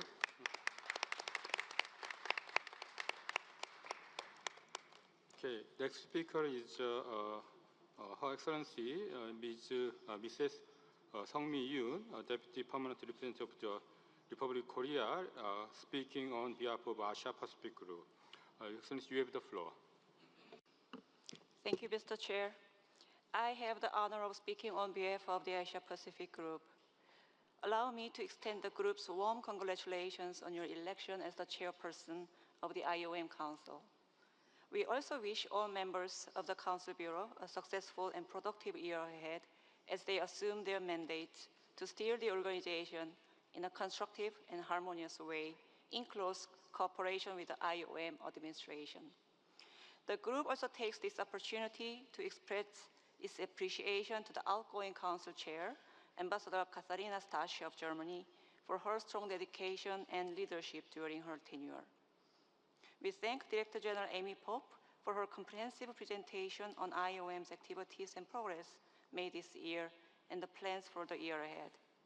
The Asia Pacific Group greatly values its partnership with the IOM, and we are pleased to reaffirm our commitment to supporting the organization's proactive efforts in assisting people on the move, including the most vulnerable.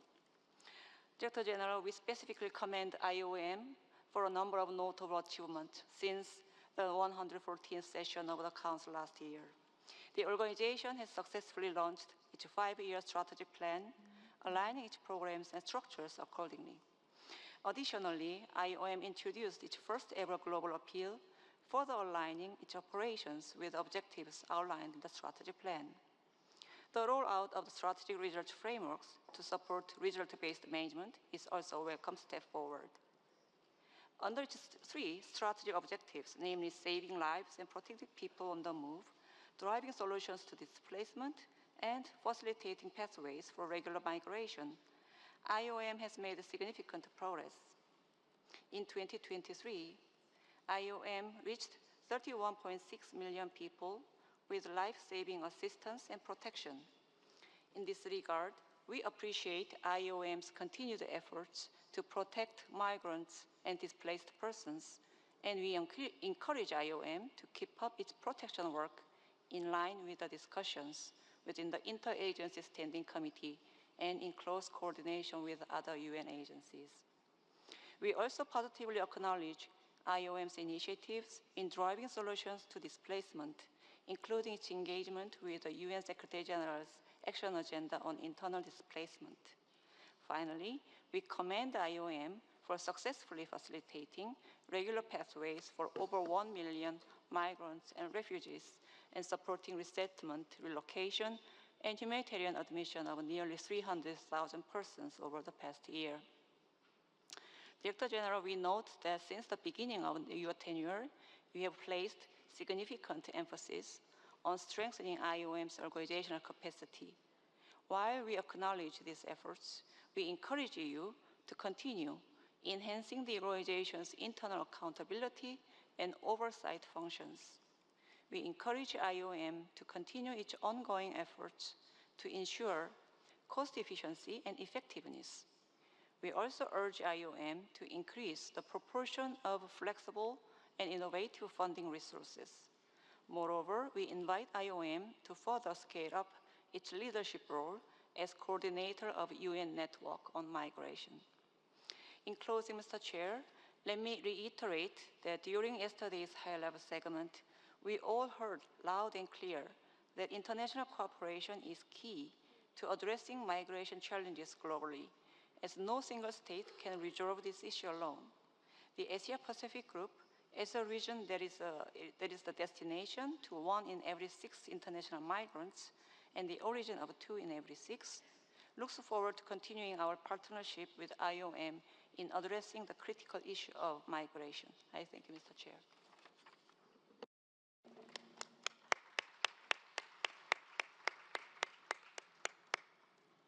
Thank you. Now, I'll give the floor His Excellency Mr. Tovar da Silva Nunes, Permanent Representative of Brazil, speaking for Gurula. Excellency, you have the floor.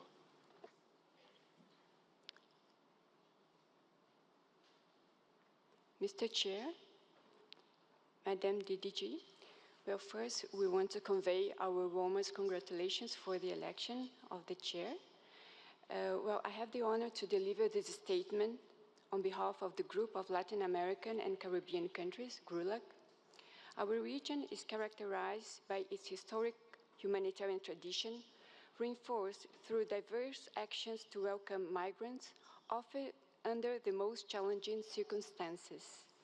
This unwavering commitment to solidarity persists as we face migratory trends driven by multidimensional causes, including the increase in migratory movements from various regions and the challenges associated with protecting the human rights of migrants. Human trafficking, migrant smuggling, xenophobia, and discrimination remain persistent challenges that perpetuate cycles of violence and exploitation. The Darien Gap symbolizes the extreme risks faced by thousands of migrants as they traverse dangerous routes.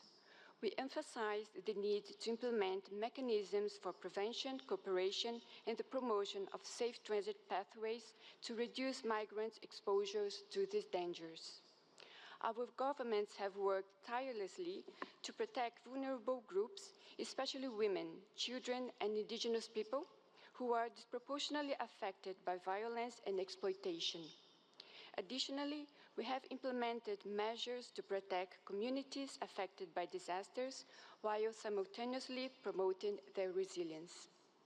On the occasion of this 115th session of the IOM Council, we thank the organization for prioritizing the protection of the human rights of migrants and for creating regular migration pathways. GRULAC countries have made significant contributions in this regard, offering innovative approaches to facilitate safe, orderly, and regular migration. For example, some countries in our region have implemented humanitarian visas, temporary protection measures, and border management systems that ensure the dignity and safety of migrants while reducing resilience on dangerous and irregular routes. Our governments have taken note of the increased funding allocated to projects and programs in Latin America in the proposed budget for 2025. The financial demands to address challenges in Latin America and the Caribbean are immense and often exceed the capacities of our governments. Our region requires international support and innovative solutions to ensure that no one is left behind, from providing migrants with immediate humanitarian assistance to facilitate long-term integration and voluntary return to their countries of origin. Sustained international support and innovative solutions are critical to achieving these goals. We also emphasize the need for adequate representation of GRULAC nationals within IOM personnel, reflecting our region's contributions and priorities in the organization's work. And in this regard, we greet Mrs. Catalina de Vandes. Mr. Chair, our region reaffirms its strong commitment to the Global Compact for Safe, Orderly, and Regular Migration, GCM, as a fundamental framework for advancing comprehensive and coordinated response to migration. Our governments are actively engaged in preparation for the second regional review of the GCM Latin America and the Caribbean, to be held in Chile, Santiago, in March 2025. This will be a crucial moment to assess progress, share best practices, and address emerging challenges, ensuring the continued relevance and effectiveness of the Compact in our region. I thank you. Thank you.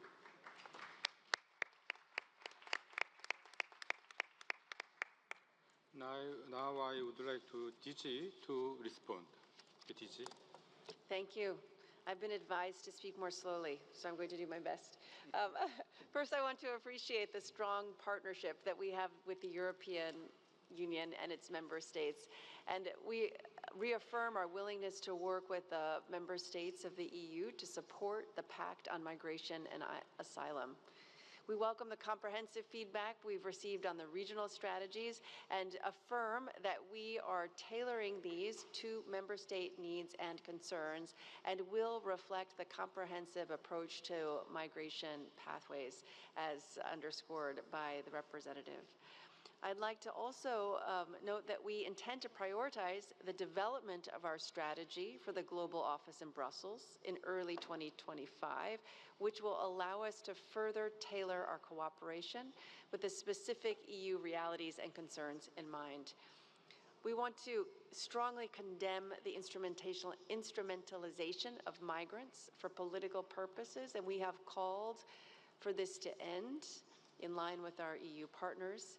And we are committed to continuing to work with our UN partners, especially in including our sister agency, UNHCR, but also ILO, UNICEF, WFP, UNDP, to name a few, so that we can comprehensively address the drivers and impacts of migration, including through the UN Migration Network.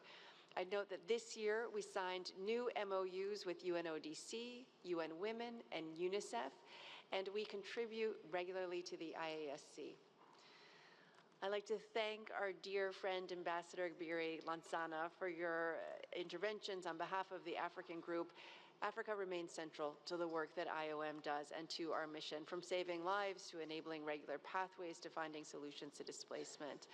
And the recent AU-IOM Principles Meeting communique underscores our robust collaboration and our commitment to continuing to work within these channels and with the regional communities to advance the priorities that have been identified by our African member states. We look forward to deepening that partnership and commit to increasing our staffing and support to those bodies and to our missions on the ground to ensure that we are working closely together and not duplicating efforts. We look forward to the role of the AUC in supporting the expansion of the Kampala Ministerial Declaration on Migration, Environment, and Climate Change at the continental level and recognize that work as groundbreaking in identifying the links and solutions to the impacts of climate change on vulnerable communities. Finally, I'd like to note the championship role that we have agreed to play as IOM to advance work in the Democratic Republic of Congo, which continues to experience high levels of displacement and significant underfunding in meeting the needs of people there. I'd like to thank the Republic of Korea for offering the interventions on behalf of the Asia-Pacific Group and for offering our wonderful chair and his leadership in the role of the Council, and appreciate the continued support and contributions of this group to implement our strategic plan. We are taking concrete measures to increase our internal accountability and oversight functions to bring them closer to the fields. I would echo the observation by the EU ambassador that this is not a place that receives project funding, so I would urge our member states to prioritize unearmarked or softly earmarked money that can be used to strengthen our core work. This includes having legal officers. We've identified several more who will come into the organization, and we are currently in the selection process for deputy regional directors for management. We commit to remain agile and cost-effective in our operational activities, and we are exploring new partnerships with non-traditional donors and the private sector, including many of the multilateral development banks. On the UN network, IOM has supported so far 3 GCM regional reviews in Europe, in the Arab region, and in Africa, and we're looking forward to supporting regional reviews in Asia Pacific and in Latin America, and we urge member states to be actively involved in that process at a high level. With respect specifically to the concerns identified by the GRULAC, I thank the representative from Brazil and recognize that despite very complex migration challenges, the region has adopted multifaceted responses that are based on solidarity and human rights. I want to recognize the region's efforts to have regularization schemes, innovative humanitarian visas, and temporary protection programs to provide much-needed stability and support to vulnerable people on the move. I want to recognize the efforts that the region has also made to protect vulnerable groups, including women, children, and indigenous people, and safeguarding communities who are impacted by disasters while also building their resilience. I'd like to reaffirm our commitment, very, very strong, underlined commitment to improving the representation of our GRULAC nationals within our organization's staff, and welcome the identification of candidates for consideration in our competitive processes to help us do just that. And I'd finally like to note that we have signed partnership agreements this year with both the IADB and with CAF, the Development Bank of Latin America and the Caribbean, in recognition of the importance of not only identifying a diverse range of donors, but a diverse range of partners in supporting the needs of people on the move. Thank you. Thank you, DG. Now we'll continue the general debate. The next speaker is His Excellency Mr. Akram Saud Harashes, Permanent Representative of Jordan. Excellency, you have the floor. Bismillah ar-Rahman ar-Rahim. Mr. Chair, at the outset, allow me to extend my heartfelt congratulations on your election chairperson for our council. I'm confident that your wisdom and dedication for our meeting will be a success. I also wish the newly elected members of the Bureau every success in their roles. Additionally, I would like to take this opportunity to express our deep appreciation for our outgoing Council Chair, Ambassador Catherine of Germany, for her exemplary leadership during her tenure, and wish her all the success in her new tasks in Berlin. We extend our gratitude to Director General Amy Pope for her comprehensive presentation of IOM's activities, the progress achieved this year, and the plans outlined for the year ahead. I am also thanking the IOM family here in Geneva and in the fields for their genuine efforts. Mr. Chair, this year marks the 30 years of partnership between Jordan and IOM. We highly value this cooperation, which affirms the unwavering commitment for supporting the organization's proactive efforts in assisting people on move, particularly those who are the most vulnerable. Furthermore, our partnership with IOM focuses on empowering the participation of youth, women, and girls. Similar to this podium, more Jordanian women and girls are in the front seats, skilled with exemplary talents. Mr. Chair, establishing regular migration pathway is essential for fostering safe, legal, and orderly migration options. This approach not only addresses the root causes of regular migration, but also ensures the protection of our common values. We stress also on the need to continue supporting the humanitarian crisis, including the refugees. The dwindling support will severely affect the vulnerable and will cause stability concerns. For this, we, Jordan, call also all the time on a holistic approach that solves not only the root causes, but also the consequences of the crisis. We welcome the announcement today for the ceasefire agreement in Lebanon that will contribute to de-escalation in the region, and we firmly call for the need to reach a ceasefire in Gaza today. I would commend the IOM for joining the call with Interagency Standing Committee for a humanitarian ceasefire in Gaza, and for calling to respect all obligations under international humanitarian law.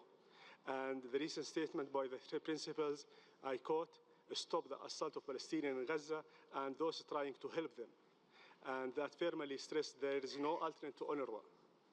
Mr. Chair, Jordan appreciates the important work done by the IOM, and the partnership with Jordan will fulfill their commitment towards migrants, refugees, and local communities in accordance with national priorities and with our regional global communities and processes. We also encourage IOM to continue its necessary and vital support assistance for the rising critical humanitarian needs of hundreds of thousands of the people in Gaza, but also in the Jordan corridor, that is bringing them life-saving equipment. Mr. Chair, Jordan will continue to provide support for IOM. I thank you.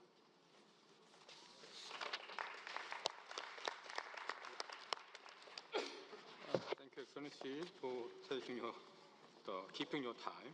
Next speaker is His Excellency Mr. Angelo Dan, Ambassador of Penang. Excellency, you have the floor. Monsieur le Président, la délégation du Bénin tient avant tout propos à vous féliciter pour votre brillante élection et pour votre excellente conduite des travaux de la présente session du Conseil. Elle félicite également la directrice générale pour la qualité de son deuxième rapport présenté au Conseil depuis sa prise de fonction. Le Bénin s'associe à la déclaration faite par le groupe africain sur le contenu de ce rapport et souhaite, à titre national, partager les observations suivantes. Le Bénin salue les efforts déployés par l'OIM pour faire face aux défis migratoires engendrés par les crises multiples et les situations d'urgence qui ont ébranlé le monde en 2024 et qui sont, hélas, loin d'être terminées.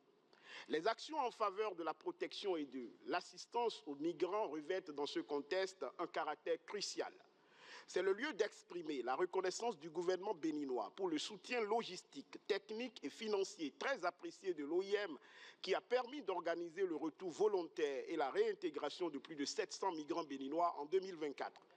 De même, le Bénin salue l'engagement remarquable de la directrice générale tout au long de l'année 2024 en faveur de la facilitation des voies de migration régulières qui constituent le cœur du mandat de l'OIM. À cet égard, mon pays espère vivement que les riches échanges qui ont marqué les 2 sessions du dialogue international sur la migration tenues sur la question cette année, ainsi que les conclusions du rapport circonstancié qui lui a été consacré, permettront de renforcer davantage les actions et les dispositifs opérationnels de l'OIM dans ce domaine. Comme l'a souligné le chef de la délégation béninoise dans son intervention lors du débat de haut niveau tenu hier, le Bénin encourage l'OIM à intensifier ses efforts sur 3 axes prioritaires que constituent notamment 1. La facilitation de la mobilité internationale des personnes, 2. La promotion des partenariats en matière de mobilité de la main-d'œuvre et des compétences pour une migration du travail régulée et bénéfique à toutes les parties prenantes, et 3. Le contrôle et la gestion sûre et efficace des frontières. Pour finir, le Bénin voudrait souligner l'importance de la mobilisation des diasporas au soutien du développement durable de tous les pays. Il salue à cet égard le lancement en septembre dernier au Cabo Verde de l'Alliance politique mondiale de la diaspora JDPA avec le soutien de l'OIM. Le Bénin encourage les États membres à adopter, dans le cadre de cette nouvelle initiative, des mesures appropriées pour soutenir la contribution des diasporas au développement socio-économique durable des pays d'accueil comme des pays d'origine. Je vous remercie. Thank you. Okay, next speaker is His Excellency Mr. Mali Majawar, permanent representative of Yemen. Your Excellency, you have the floor. Thank you, Mr. Chairperson. My delegation aligned itself with the statement on behalf of the Arab Group and the Asia Pacific Group. Mr. Chairperson, we congratulate you and the Bureau in your election as the chair of the IOM or General Council. We also thank Her Excellency, the Director, the DG, for her comprehensive report, which highlights the achievement, the challenges, and the necessary actions to protect migrants and support host communities. Yemen has long been both a destination and transit points for migrants, particularly from the Horn of Africa. Many face dangerous routes. It's across the Red Sea and the Gulf of Aden, facing violences and exploitations and severe hardship. Women and children are particularly vulnerable to abuse, trafficking, and life-threatening conditions. These challenges are compounded by Yemen ongoing its conflict by the Houthi militias since 2014. Despite these immense challenges, Yemen has been a host country for decades. The number of Somali refugees in Yemen is estimated at around 250,000, with the population focused on the eastern and southern of the country, in the cities such as in Aden, Lahiq, Al-Dala, Andabian, Sayoun, and Al-Mahra. The government is providing the basic to these refugees, including in the health, food, and education. Additionally, Yemen is a home to an estimated 500,000 irregular migrants. Of these, approximately 240,000 have left for neighboring countries in search for better opportunities. The remaining 260,000 continue to reside in Yemen, where they are share limited resources such as water, medicine, and other basic service with the local population. Mr. Chairperson, Yemen's situation demands urgent coordinated actions. We urge to increase support for IOM and humanitarian partners to expand life-saving assistance, which including access to emergency service, mental health, and voluntary return VHR. Additionally, we call for strengthening border and migration management to ensure safe and human migration flows, while addressing root causes such as poverty and insecurity in migrant countries of origin. Finally, we appeal to member states, international partners, and donors to step up their engagement with Yemen. Together, we must commit to shared responsibilities to protect and the dignity and rights of migrants while supporting host communities. Only through cooperation we can alleviate suffering and foster sustainable solutions. I thank you.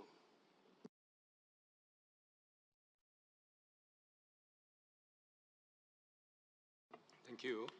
Next speaker is His Excellency Mr. Magnus Hellgren, the PR of Sweden. Your Excellency, you have the floor. Thank you, Mr. Chairperson, Director General, Excellencies, colleagues. Sweden aligns itself with the statement delivered by the European Union and adds the following in a national capacity. I would like to begin by reiterating Sweden's strong support to IOM and extend our appreciation of your important work in times of growing needs. We note the increased cooperation between IOM and the UN agencies, especially UNHCR, on the route-based approach. We commend this focus and wish to stress the overall importance of gender-responsive and inclusive migration approaches. Sweden would also like to take this opportunity to encourage IOM to pursue a balanced narrative and operational focus on measures to reduce irregular migration. We support that IOM takes a broad approach to measures to curb irregular migration, one that goes beyond the expansion of legal pathways. As recognized by IOM, return is fundamental in any well-functioning migration system, and we consider that the organization has an important role in making returns work globally. We therefore welcome increased emphasis on return and reintegration measures and further dialogue on these complex issues, drawing on the many decades of IOM experience in this field. Increased return and sustainable reintegration are of great importance to my country. With IOM's unique knowledge and role in the field of migration and in relation to the above, we encourage IOM to continue to engage in the various broad policy discussions that are ongoing on innovative solutions for curbing irregular migration. Director General, we support your decision to strengthen the functions of oversight, internal audit, and risk management. The organization continues to grow, and with that, the need for continued prioritization of its core functions. And in this context, we stress the necessity of further support the important work of the OEP, and we heard what you just said on that, DG. You can count on Sweden's commitment and engagement in constructive dialogues that aim to improve structures for long-term and predictable funding of these core functions. In closing, we would like to commend your staff members at all levels that work hard all over the world, many times in very difficult contexts, in support of safe, orderly, and dignified migration. I thank you.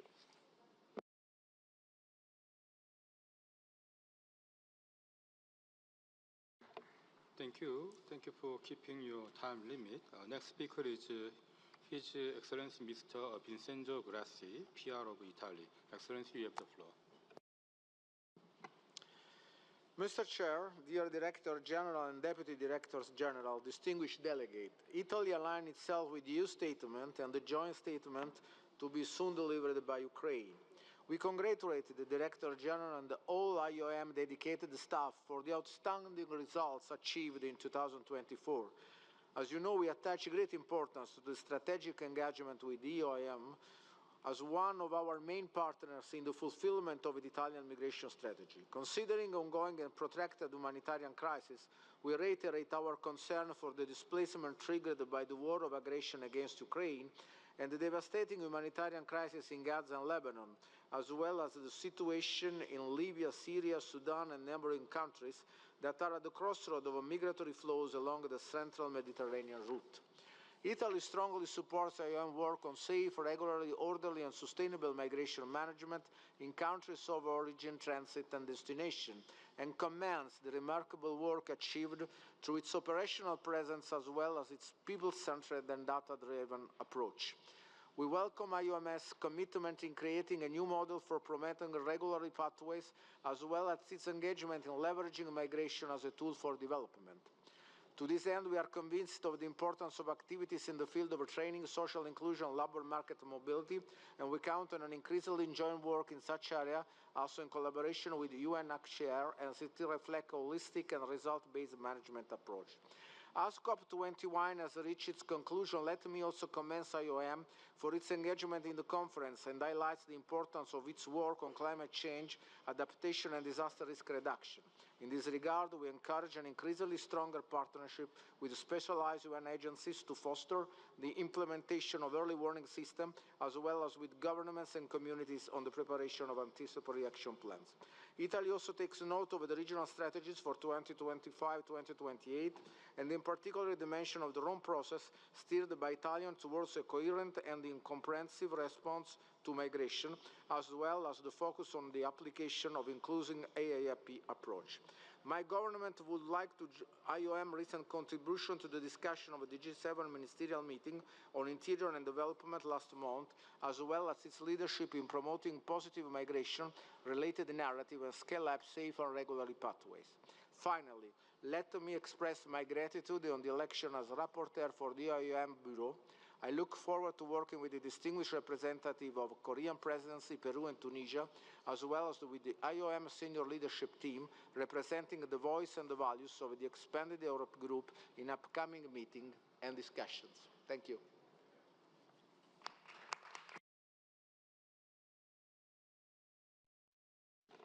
Thank you. Next speaker is Ms. Marissa Wicki of Switzerland. Ms. Wicki, you have the floor. Merci, Monsieur le Président, chère directrice générale adjointe, Excellences, chers collègues. Les défis mondiaux croissants dans le domaine de la migration, notamment les crises et conflits en cours en Ukraine, au Soudan ou au Moyen-Orient, soulignent la nécessité d'une coordination entre tous les acteurs concernés. Seule une coopération internationale renforcée peut avoir un impact significatif sur la gestion globale de la migration et améliorer les conditions des migrants. C'est pourquoi la Suisse soutient de nombreux pays d'origine et de transit dans leurs efforts pour renforcer leur cadre de gestion de la migration. Les organisations internationales et en particulier l'OIM jouent un rôle essentiel dans de telles circonstances. Le plan stratégique 2024 à 2028 de l'OIM apporte une orientation précieuse pour aborder de manière proactive les enjeux migratoires complexes de notre époque et pour capitaliser sur les contributions des migrants au développement durable. La Suisse estime que l'OIM doit rester à l'avant-garde de la gestion d'urgence migratoire. Tout en soutenant pleinement cette démarche, nous encourageons également l'OIM à renforcer ses mécanismes de redevabilité et à intégrer davantage les contributions des États membres dans l'élaboration de ses priorités. Les réformes menées par l'OIM ces dernières années ont marqué une étape significative pour l'avenir de l'organisation. Les récentes réformes internes sont prometteuses, mais il sera essentiel d'évaluer leur efficacité à court et moyen terme. La Suisse salue en particulier les efforts déployés pour améliorer la gestion du personnel de l'OIM. Nous sommes heureux d'avoir pu soutenir les développements en matière de ressources humaines cette année par le biais d'une contribution volontaire. Pour maximiser l'impact des réformes, nous vous remercions de renforcer la collaboration interne et d'assurer une gestion stratégique et efficiente des ressources. Par ailleurs, nous encourageons l'OIM à intensifier les synergies avec d'autres agences des Nations Unies. Enfin, nous invitons tous les États membres à continuer de travailler avec l'OIM pour renforcer encore davantage le fonctionnement interne de l'organisation. La Suisse reste pleinement engagée à soutenir l'OIM et à travailler en étroite collaboration avec elle, afin de garantir des réponses migratoires humaines, stratégiques et durables. Merci.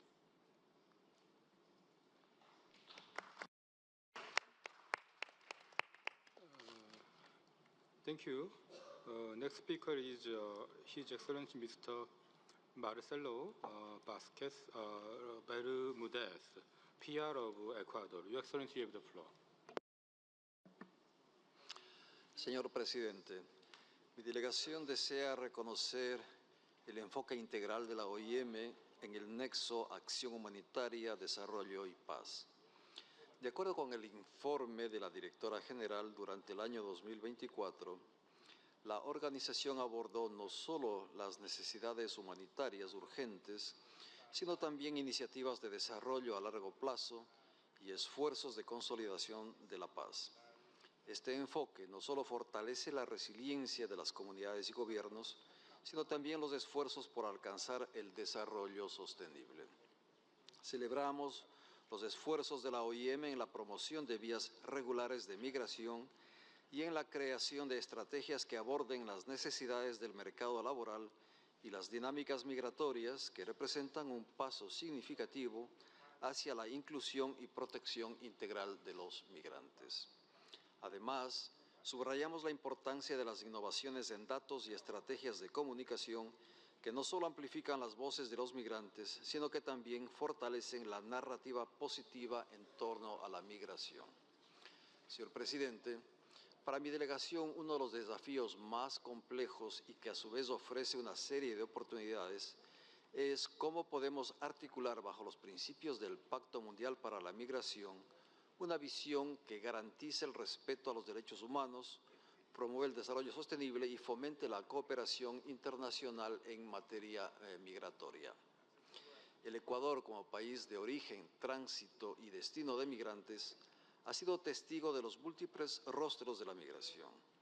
Sabemos que cada migrante lleva consigo no solo sus sueños y aspiraciones, sino también los retos vinculados a la desigualdad, la falta de oportunidades y la necesidad de mejores condiciones de vida. Con la finalidad de promover una migración regular, ordenada y segura, hemos avanzado significativamente con la implementación de acuerdos como el Estatuto Migratorio Andino y los programas de migración circular, que no solo ofrecen oportunidades laborales seguras, sino que también fortalecen la transferencia de conocimientos y el desarrollo socioeconómico de nuestras comunidades. Estas iniciativas representan un modelo viable y ético para abordar la migración irregular y ofrecer alternativas sostenibles. El Ecuador ha adoptado una perspectiva basada en los derechos humanos al abordar la migración. Hemos priorizado la integración social, la seguridad y la regularización de quienes ingresan a nuestro país. Sin embargo, consideramos que estos criterios deben evolucionar para enfrentar las realidades actuales. Reconocemos que la OIM juega un papel cada vez más relevante en relación con la cooperación y la asistencia técnica, lo cual facilita el abordaje de los diferentes retos actuales en materia de migración. Frente a estos retos, instamos a la OIM a redoblar sus esfuerzos en la asistencia técnica a los Estados, particularmente en la implementación de marcos para la libre circulación y la regularización. Finalmente, el Ecuador reitera el compromiso con el Pacto Mundial para la Migración y con la construcción de un mundo más inclusivo y solidario, porque detrás de cada migrante hay una historia de resiliencia y esperanza, y es nuestra responsabilidad como líderes trabajar para que esas historias encuentren un camino seguro, digno y lleno de oportunidades. Muchas gracias.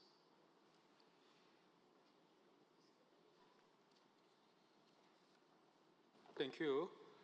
Next speaker is His Excellency Mr. Václav Havel, PR of Czech Republic. Excellency, you have the floor. Mr. Chair, Director General, Excellencies and distinguished delegates, the Czech Republic aligns itself with the statement made by the European Union. As you recognize, Director General, global displacement continues to rise at an unprecedented rate, The number of persons on the move is alarming, and so is the complexity of displacement when refugees and migrants move side by side. Our response to this phenomenon must be comprehensive and balanced, protecting those in need of international protection, as well as addressing the challenges of irregular migration. The reform of the European asylum and migration policy is crucial and inevitable, and the EU needs to go even beyond the already agreed pact on migration and asylum in order to reduce the migration pressure and increase the efficiency of returns, readmissions, and reintegration. Given the importance of this endeavour and considering the invaluable expertise of IOM, we are looking forward to a close and pragmatic cooperation. The partnership with IOM is a priority for us. We also welcome IOM's engagement to increase cooperation with other organizations, namely UNHCR. Since February 2022, the Czech Republic has granted protection to more than 650,000 people fleeing Ukraine as a consequence of the unprovoked and unjustified Russian aggression. This number represents 6% of the Czech population. We value the armed support in handling the crisis situation in the first year of the war, as well as we value your current approach to the protracted displacement. The hope of many Ukrainian refugees is still to be able to return home once the situation allows. Despite the unsettling situation in Ukraine, we remain aware of the challenges on other migration routes, and we continue to provide support to IOM operations in different countries. This year, the Czech Republic has supported IOM's projects in Greece and Tunisia in the total amount of €2 million. Since 2020, we have provided €6.5 million in support of IOM programs overseas, and we plan to continue our efforts in this respect. Director General, let me highlight that we appreciate your strategic leadership of the organization and the reinforced communication with the governments. We thank you and your teams in the field for all your tireless work and efforts, often in challenging conditions. We highly commend your action, and you can rely on our support. Thank you.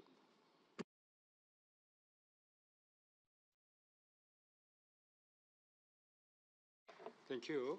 Next speaker is Her Excellency Ms. Heidi Schroeder-Fox of Finland. Your Excellency, you have the floor.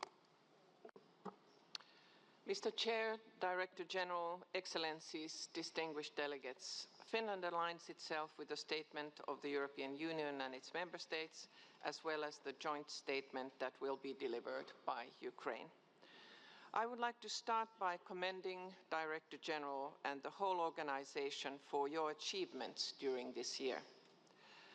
IOM's work as a global leader in migration is unique, and we appreciate the comprehensive way the organization promotes solutions that take into account all relevant aspects of migration, such as legal pathways, tackling irregular migration, and returns. We support IOM's increased strategic approach and encourage it to increase its efforts to demonstrate the impact of its holistic and data-driven work. We appreciate IOM's coordination and complementarity, particularly with UNHCR, including in the context of the newly introduced route-based approach. We stress the need to counter instrumentalization of migrants for political purposes. Despite many successes, the past year has also been extremely difficult for all humanitarian organizations. Increased efforts by all actors are needed to enhance respect for international humanitarian law and the protection of civilians and humanitarian workers. We have great respect for IOM employees and all aid workers working in increasingly dangerous environments, often risking their own lives. This work is invaluable. In this context, we encourage IOM to continue its close collaboration with the Interagency Standing Committee, as well as other partners. Mr. Chair, we welcome the proactive approach that IOM's leadership continued to have, to reform the organization, as strengthening internal mechanism continues to be necessary. We value the transparency and proactive engagement, especially on matters related to oversight. Finland continues to stand up for the rights of persons in the most vulnerable situations, and we greatly value IOM's work on gender and diversity, and want to especially commend you for the new disability inclusion strategy. The strategy is an important milestone, and we will follow its implementation with great interest. In closing, we want to reiterate Finland's support to the work of IOM, and we look forward to continuing our excellent cooperation and close dialogue that was further deepened during the Director General's visit to Finland earlier this year. Thank you.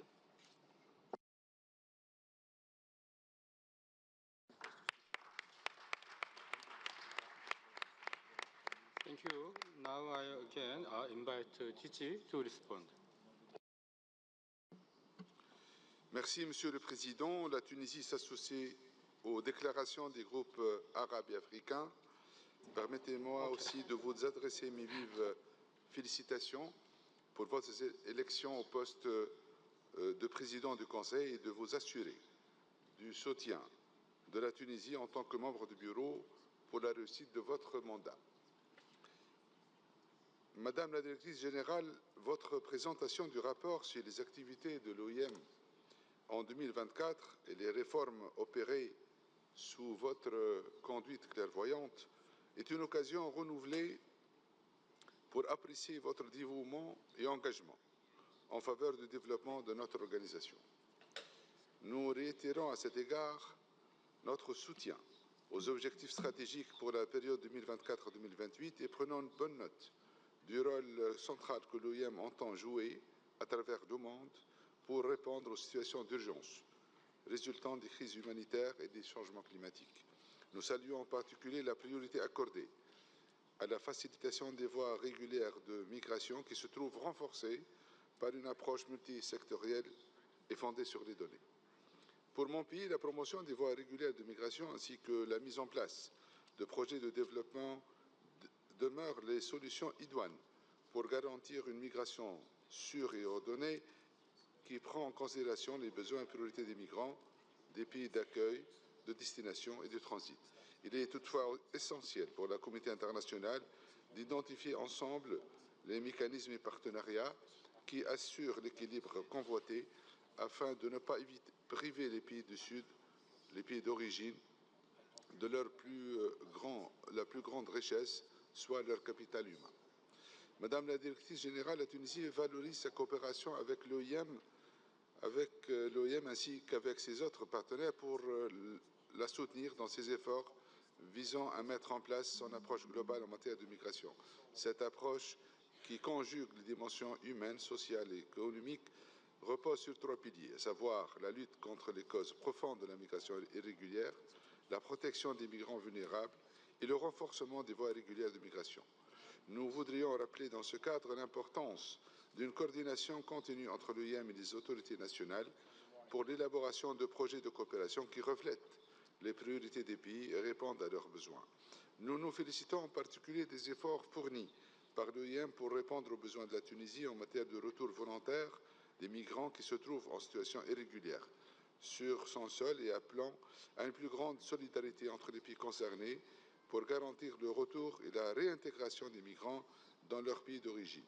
Nous sommes tout à fait convaincus qu'afin que la migration demeure un choix et non une nécessité, et pour qu'elle soit bénéfique, il est essentiel de fournir des solutions durables aux causes profondes ayant mené à la migration irrégulière, et ce, en assurant le développement économique des communautés les plus fragiles et en renforçant la résilience et la capacité d'adaptation des communautés les plus climatiquement vulnérables.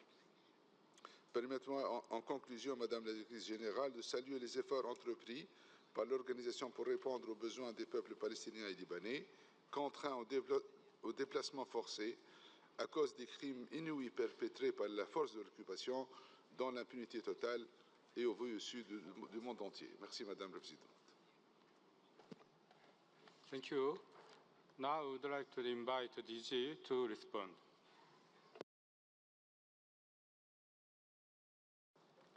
Thank you very much.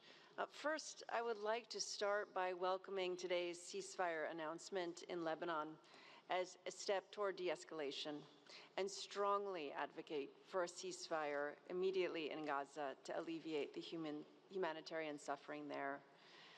I want to recognize that IOM has, in response to the escalating crisis in 2023, we've acted swiftly to mobilize resources and scale up our regional response. We're working in close coordination with our UN partners, including UNRWA and humanitarian clusters, and have been delivering critical emergency assistance, including shelter, hygiene supplies, and essential aid through our partners on the ground. This collaborative effort underscores our commitment to addressing urgent needs while complementing the broader UN system's response. I want to appreciate the government of Jordan in particular for our 30 years of cooperation and commend the government for hosting 690,000 registered refugees, the second highest per capita globally. We will continue to support you both in addressing the humanitarian crises, as well as development challenges, particularly as dwindling aid is harming vulnerable communities and threatens stability. We take pride in supporting Jordanian women and girls with skills and opportunities, including at IOM, and enabling them to take the front seat and showcase their exemplary talent. I'd like to commend the government of Benin toward their efforts toward development of national migration policy and highlight it as an important step toward strong migration governance. We are ready to support you, including by expanding MIDAS deployment at your border crossing points and supporting your e-diaspora platform. And we renew our commitment to support protection and assistance to vulnerable populations, including migrants who are returned, to enable their sustainable reintegration. I'd like to commend Yemen for hosting refugees and providing humanitarian support, recognizing the number of migrants and refugees who are now in your country, and underscore our commitment to support solutions to irregular migration, including, of course, providing life-saving assistance, but also by finding alternatives to IDP camps and promoting sustainable reintegration as part of voluntary humanitarian return. We recognize the work that you're doing to manage migration, the needs that still exist, and we're committed to providing a rights-based approach to durable solutions with your government.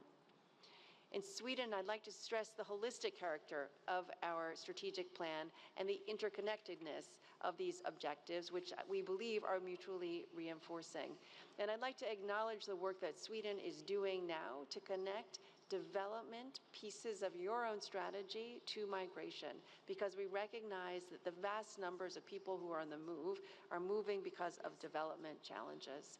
So we think there are promising gains to be made by making that connection. I underscore our commitment to sustainably return and reintegrate people who do not have a safe and regular pathway within your country, and ensure that they are helping to contribute to the development in their countries of origin. And we thank you for your support on that. I also want to thank you for your ongoing steadfast support to our core, which I know so many governments don't support as well as you have. It's not sexy, I know, but it's critical. And it enables our work to ensure transparency and accountability, which I know is critical to the nationals of Sweden, but also to all who give us that kind of financial support. So thank you. Dear Ambassador Italy, we welcome you to our council. We are thrilled that you're going to be part of our leadership role in our governing body. And we underscore our commitment to continue working with your government as you advance an innovative approach to migration, including through the Matei Plan, recognizing the connection between development, migration, investment, and host communities, and will continue to be a steadfast supporter. We also want to recognize the work and support you give to us in providing humanitarian response. And we recognize that you have engaged diplomatically as well to bring the end to conflicts that are continuing to displace communities around the world. We're very much looking forward to continuing our engagement, particularly as you increase access to regular pathways for migrants, even as we continue to respond to the irregular migration flows with a goal toward decreasing the number of people who are migrating irregularly, particularly across the Mediterranean.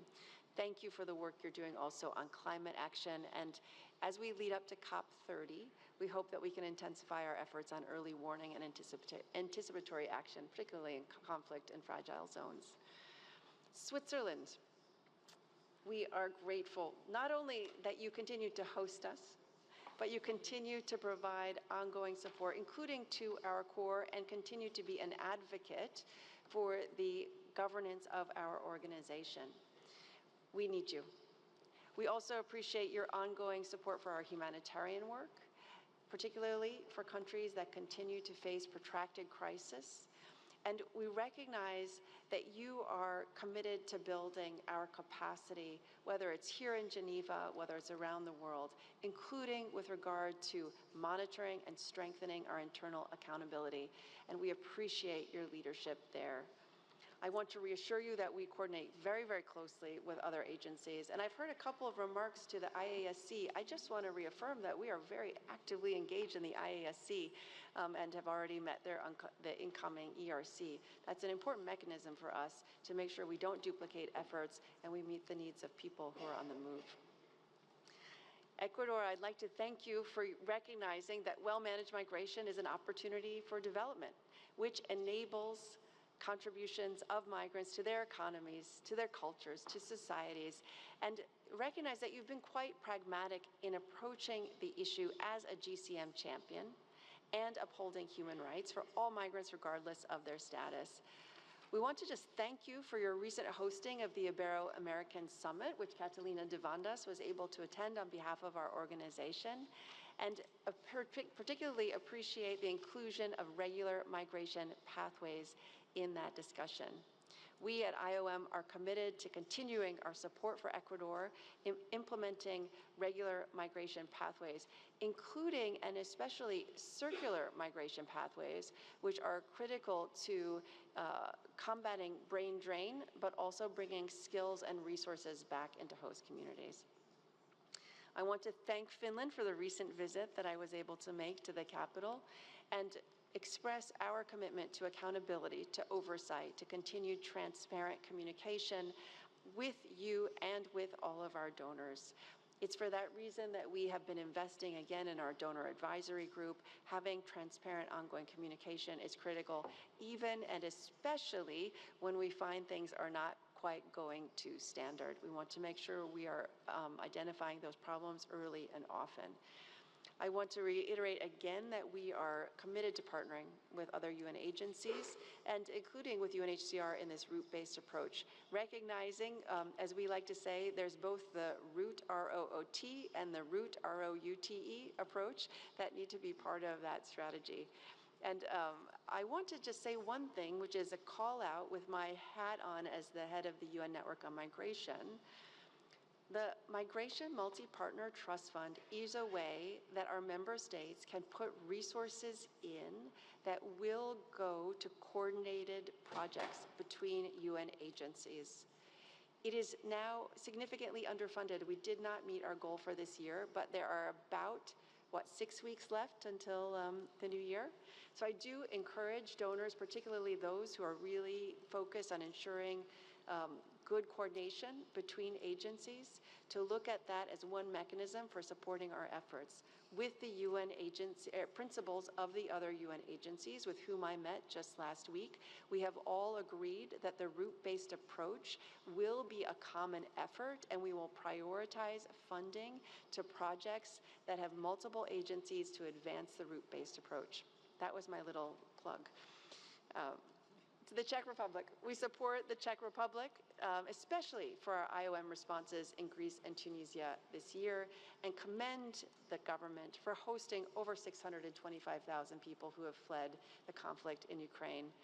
We know that this brings challenges. We're committed to continuing to stand by you to ensure protection for the people who are on the move, but also for integration and inclusion as appropriate in your population. And Tunisia, we're deeply grateful to the ambassador from Tunisia for his continued leadership and support to this body, particularly as he sits on our Council Bureau, and appreciate in particular your advocacy linking climate and migration. And we are committed to working with you to build out durable solutions that provide responses to where the displacement pressures are happening, not just to the communities that are seeing migrants transit through them. We appreciate your strong advocacy for South-South cooperation, recognizing that regular pathways are not just about south to north. They're very much about east to west, south to south, north to north, in order to achieve better outcomes for more people. And I'd like to just reiterate our support to what you're doing to empower young people, including Tunisian young people, through programs that are supporting entrepreneurship and skills building. Did I miss anybody? Okay, thank you very much. Thank you, DG. Now we will move on. The next speaker is Her Excellency Ms. Olympia Neocleous, Permanent Representative of Cyprus. Excellency, you have the floor. Thank you, Chair. Cyprus aligns itself with the statement delivered on behalf of the European Union. We thank you, Director General, for your report and express our unwavering support for your vision, your efforts, and for the invaluable work of the IOM and its dedicated staff. Cyprus welcomes the new global office in Brussels, as well as the appointment of the new head of the IOM Cyprus office, and looks forward to continuing forging a strategic collaboration with the IOM, aiming at managing migratory flows and addressing humanitarian needs. We acknowledge the critical role of the IOM in addressing the profound challenges posed by displacement in our region. Today's reality is defined by unprecedented levels of forced displacement and human vulnerability. The root causes, economic inequalities, political instability, armed conflicts, human rights violations, climate change, and resource scarcity are well known. These drivers, intensifying in both scope and scale, compel millions to undertake perilous journeys, placing immense pressure on humanitarian systems and host communities. Over the past year, the global landscape has become even more challenging. The worsening crisis in Gaza, Lebanon, Syria, Sudan, and the ongoing war in Ukraine have created profound humanitarian needs. For Cyprus, as a frontline state, these developments have amplified migratory pressures, requiring constant adaptation of our national policies and resources. Smuggling networks, human trafficking, and the instrumentalization of people for political purposes exacerbate irregular migration and pose profound challenges to human rights and dignity.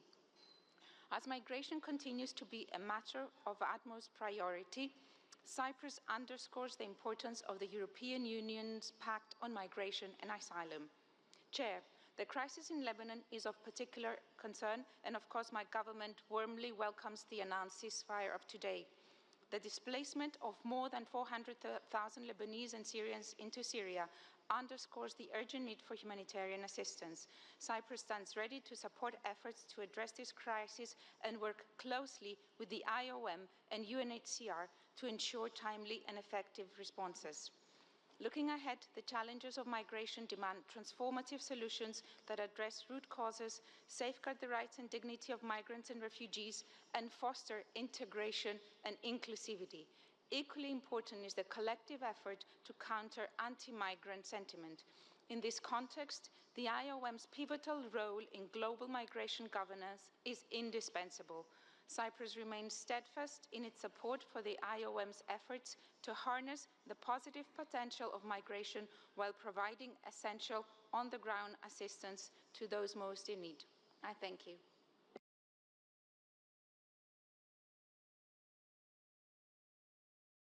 Okay, thank you. The next speaker is His Excellency Mr. Chegab Kebebeu Daka, PR of Ethiopia. Excellency, you have the floor. Thank you, Mr. Chairperson.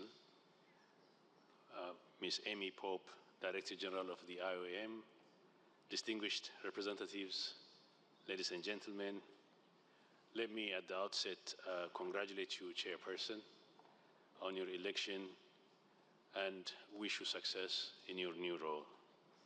I want to thank also the outgoing chair, Ambassador Katarina Stash, and her team for their service and notable work.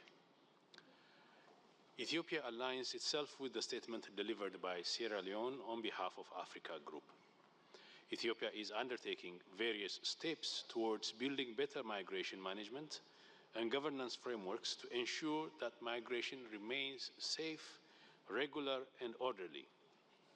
As a champion country of the Global Compact for Migrations, Ethiopia is actively working to implement the Compact's objectives, focusing on enhancing cooperation and ensuring that migration benefits both migrants and host communities. In connection with this, Ethiopia has made regular and inclusive reviews of progress at the national level in collaboration with IOM. To promote safe and regular labor migration, Ethiopia has signed bilateral labor agreements, particularly with many Gulf and Middle Eastern countries. However, challenges such as irregular migration, human trafficking, and mass deportations continue to threaten the lives of many Ethiopian migrants. The status of irregular migrants exposes them to a range of abuses and exploitation. Ethiopia is currently concerned about the challenges that Ethiopian migrants in the Middle East, particularly in Lebanon, are facing.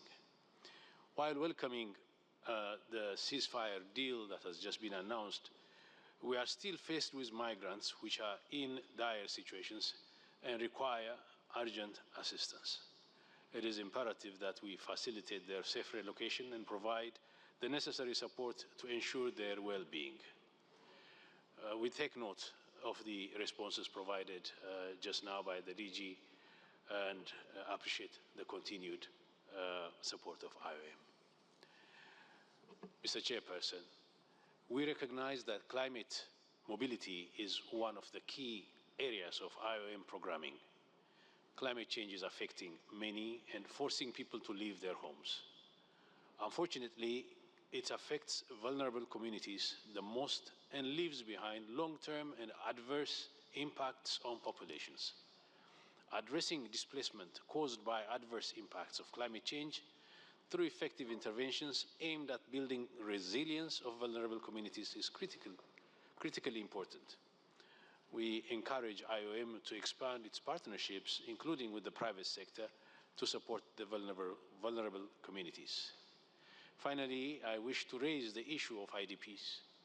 We recognize that one of the three key objectives of the IOM Strategic Plan 2024 to 2028 is driving solutions to displacement. Ethiopia, as a country affected by displacement, is taking various measures to address the root causes of internal displacement and the return of IDPs to their homes. We believe the issue of IDPs cannot be addressed by just a humanitarian response, but also by investing more on durable solutions. Since IOM is going to take the leadership role on IDP matters in 2025, after the end of the term of the Secretary General's Special Advisor on Solutions to Internal Displacement, we'd like to encourage IOM to mobilize resources aimed at bringing durable solutions to IDPs.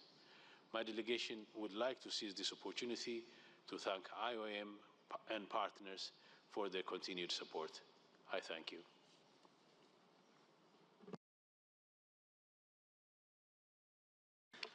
Thank you. Now I'll give the floor Ms. Annika Kalbus, DPR of Estonia. You have the floor. Thank you, Chair. Director General, Excellencies, distinguished delegates. Estonia aligns with a statement delivered by the European Union and its member states and with a cross-regional statement to be delivered by Ukraine. Estonia is proud to be a committed partner of IOM, marking this year the 20th anniversary of Estonia's membership. The importance and responsibility of IOM in the humanitarian development peace nexus is growing as global challenges continue to increase. Sudan is facing a devastating crisis. Conflict in the Middle East is inflicting horrendous human suffering, and aggression is ongoing in our close neighborhood in Europe. Russia's war of aggression against Ukraine passed the 1,000-day mark. Over 10 million Ukrainians have been forced to leave their homes. The humanitarian crisis is deepening due to Russia's intensified and deliberate attacks on civilians and civilian critical infrastructure. In the long list of crimes committed by Russia's representatives, the deportation of at least 20,000 Ukrainian children is one of the most horrific. Estonia has the deepest respect towards the perseverance and courage of the Ukrainian people. As an international community, we have to respond with an equal commitment to help Ukraine. Estonia lauds the life-saving assistance that IOM is giving to the Ukrainians and urges to continue providing this acute support on the ground as long as needed. Director General, multiple challenges need a holistic approach. We commend IOM for undertaking extensive policy and institutional reforms and for drafting regional strategies that aim to focus on the specific situation in every part of the world. In the light of the increasingly tense financial context, we encourage IOM to pursue the work to reinforce private sector engagement. Director General, we have a lot of work to do to achieve safe, orderly, and regular migration. We need to address all aspects of migration policy.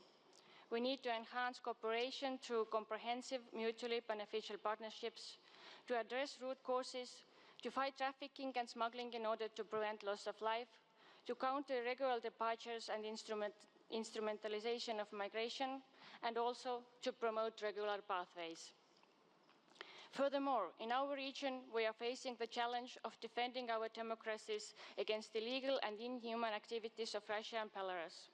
For us, countering the instrumentalization of migrants for political purposes is of utmost importance. In conclusion, Estonia values the role of IOM as a vital partner in the international humanitarian system. We commend the hard work of IOM's dedicated staff on the ground. I thank you.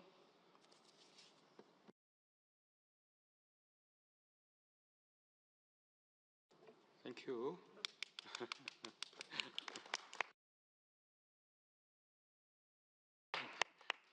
Thank you. Next speaker is His Excellency Mr. Yerlan Alimbayev of Kazakhstan. Excellency, you have the floor. Thank you, Mr. Madam Director General, distinguished participants. Kazakhstan thanks the Director General for the comprehensive report highlighting IOM's achievements in advancing global migration governance. We recognize IOM's continued commitment to supporting member states in shaping migration policies that are both evidence-based and human rights-based. Kazakhstan recognized migration as a force for positive transformation, addressing demographic challenges, filling labor shortages, and fostering innovation and investment.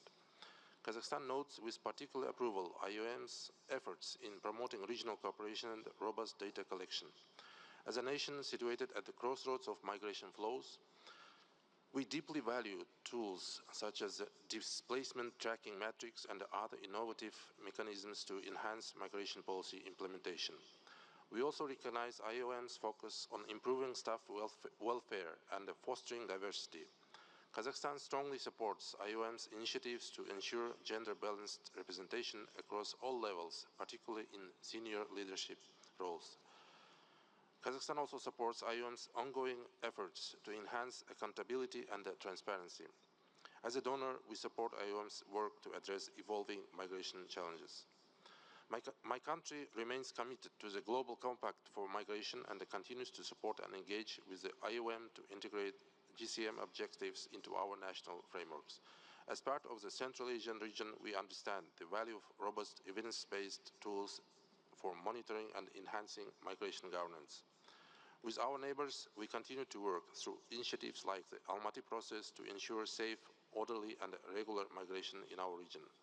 As an active member of the global network on migration, Kazakhstan is committed to fostering international partnerships and promoting shared responsibility in migration governance. Distinguished delegates, our efforts are aligned with IOM's strategic objectives. First, we prioritize safeguarding the rights of Kazakhstan's labor migrants abroad by developing bilateral agreements, enhancing pre-departure training, and promoting financial literacy. We also implement reintegration programs for return migrants, including vocational training and green economy grants, to facilitate their sustainable reintegration into society. Second, Kazakhstan is integrating migration challenges linked to climate change into national policies, enhancing disaster preparedness. Third, we are improving legal migration pathways, including ethical recruitment standards and expanded access to social protections for migrants in Kazakhstan. Our collaboration with IOM and the WHO ensures the inclusion of migrants in health systems, while joint efforts with UNICEF protect migrant children's access to education and healthcare. In closing, Kazakhstan reaffirms its commitment to collaborating with IOM to strengthen migration governance, enhance regional cooperation, and implement data-driven policies. I thank you.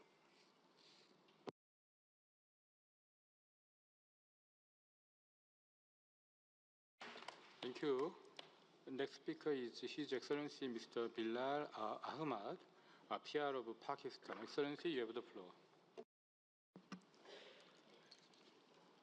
Thank you, Chairperson, Honorable Delegates, Director General. First, I would like to extend warm congratulations to you, Chair, on your election as Chairperson of the IOM Council. You have our support throughout this Council. Let me also appreciate Director General and her excellent and able team for making this organization really useful for the member states. And that is, of course, what we have been listening to other delegations, and they are conveying the same. So our appreciation for the role. Pakistan, as a long-standing partner, appreciates the work undertaken by the IOM for facilitating pathways for regular migration and extending support to forcibly displaced persons across the globe. We believe that the evolving landscape of international migration has placed more responsibilities over the IOM. In this regard, we support the IOM Strategic Plan 2024 to 2028 to further synergize efforts for finding sustainable solutions for new and emerging challenges to migration governance. Similarly, the role of the Council in guiding the organization and executive function of the Director General has become even more important in the contemporary setting. Migration is a significant aspect of Pakistan's social and economic fabric. Our contributions and experiences as a major migrant hosting, transit, and sending state uniquely positions us to exchange views on multifaceted dimensions for safe, orderly, and regular migration and their impact on host communities. Pakistan's professional, skilled, and semi-skilled labor force play a crucial role in driving economies across the globe, particularly in the Middle East, Europe, and North America. Remittances from Pakistan's expatriates contribute over $30 billion annually to our economy, supporting local development, social welfare, and poverty alleviation, which directly contributes to 2030 Agenda for Sustainable Development. Therefore, we have an abiding interest in protecting the rights and welfare of migrants abroad and further strengthening bilateral and multilateral frameworks for promoting pathways for regular migration in collaboration with the IOM. Towards this end, Pakistan's policy to facilitate regular migration and manage irregular migration is in alignment with the core objectives of IOM. Under the framework of the organization, Pakistan actively participates in the Colombo process as chairs of the Thematic Area Working Group on promoting cheaper, faster, and safer transfer of remittance to incentivize regular migration for sustainable development. Chairperson, a growing nexus of climate change and displacement is presenting a new dimension of human mobility. Climate-related events have the potential to disrupt socio-economic factors that might drive people to cross international borders.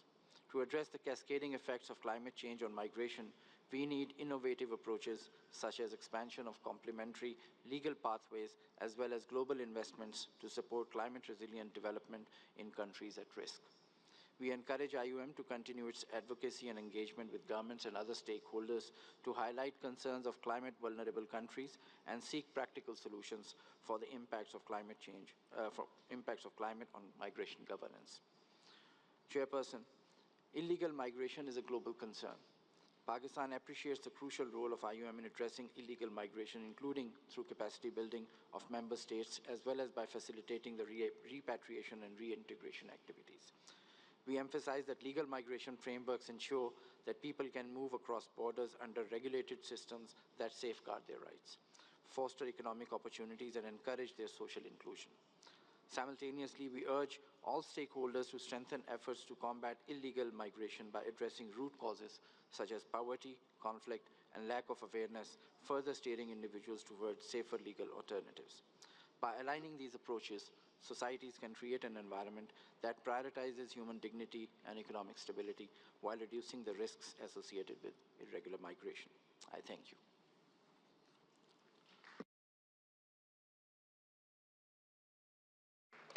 Thank you. Next speaker is Her Excellency, Madame Francesca Mendez Escobar, PR of Mexico. Excellency, you have the floor. Muchas gracias, señor presidente. Extendemos una felicitación a los miembros designados para la mesa del Consejo y, por supuesto, a usted, embajador de Corea del Sur, como presidente. Le deseamos mucho éxito en sus funciones. México agradece el informe de la directora general y refrenda su compromiso con la atención integral del tema migratorio, poniendo en el centro de las políticas a las personas migrantes y cumpliendo con obligaciones y los estándares de derechos humanos.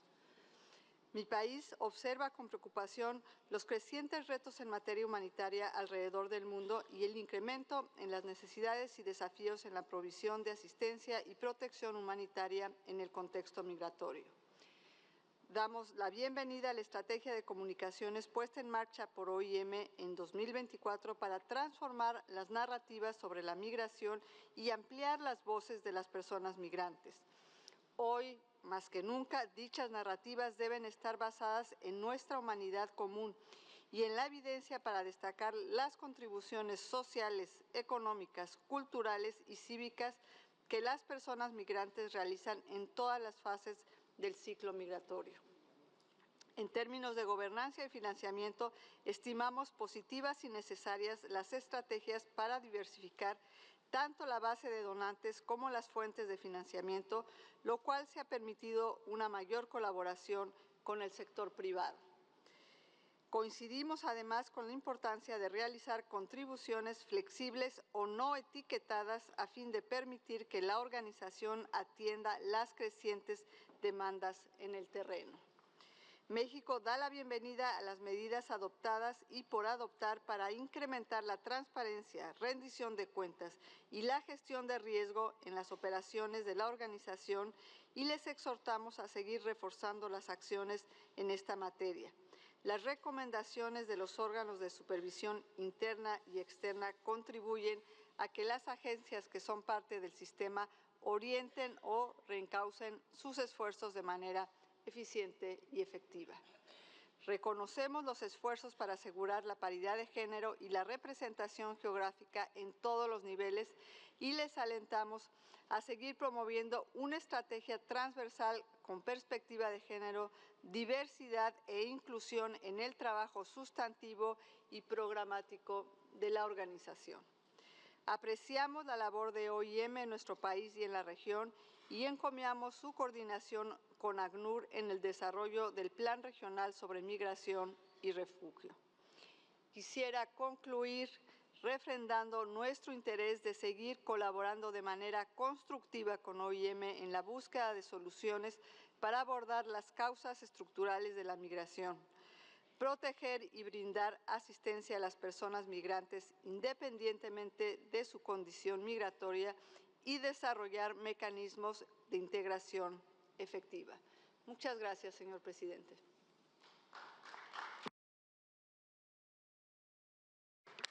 Thank you.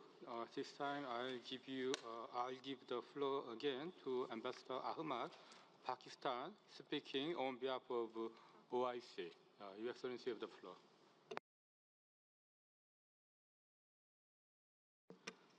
Thank you, Chairperson, distinguished delegates, and esteemed colleagues. I am honored to deliver this statement on behalf of the OIC Group in Geneva. We would like to extend our sincere appreciation and thanks to the International Organization for Migration for extending continued support and protection to displaced persons across the globe. Escalating crises of forced displacement and irregular migration caused by high-intensity conflicts and climate-induced catastrophes continues to profoundly impact the lives of millions across the globe. Today, we emphasize the critical situations in Gaza, Lebanon, and Sudan, where our collective moral and humanitarian obligations demand urgent action. We appreciate Ms. Amy Pope, Director General, for joining the statement by IASC calling for stopping the appalling human suffering and human catastrophe in Gaza. We laud efforts of IOM for delivering essential aid to Gaza despite several layers of difficulties. We also commend the IOM for fully supporting the UN Secretary General position that UNRWA is irreplaceable. The OIC calls for the immediate lifting of the blockade on Gaza, adherence to international humanitarian law, and the provision of unimpeded humanitarian access. We reaffirm our commitment to the rights of the Palestinian people, including their right to safe and dignified return to Gaza. Mr. Chairperson, we appreciate the DG IOM for her recent visit to Port Sudan and raising awareness about the scale and intensity of forcibly displaced persons. We echo her call for international support to provide every possible assistance to the displaced community. Protracted and emerging crises trigger an unending cycle of mixed flow of migrants and refugees having global repercussions. Therefore, we call on all stakeholders to seek sustainable solutions that address the root causes of forced displacement and irregular migration. We also urge to increase support for host communities where forcibly displaced persons are taking shelter. Particularly, host countries in OIC countries need urgent financial and logistical support to accommodate displaced populations. Mr. Chairperson, the OIC group dissociates itself from the controversial language, concepts, and terms used in the technical documents of IOM, and we reiterate our long-standing request to adhere to universally recognized and non-controversial language in financial as well as technical documents of IOM in future. Finally, we reiterate our commitment to working closely with the IOM to promote legal pathways of migration and taking care of forcibly displaced persons. I thank you, sir.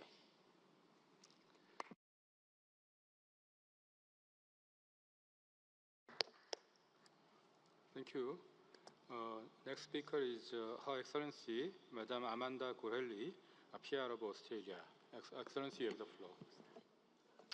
Thank you very much, Mr. Chair. Australia commends the International Organisation for Migration for its dedication in prioritising regular migration pathways in the international dialogue on migration, the high-level segment of Council, and as a key IOM priority.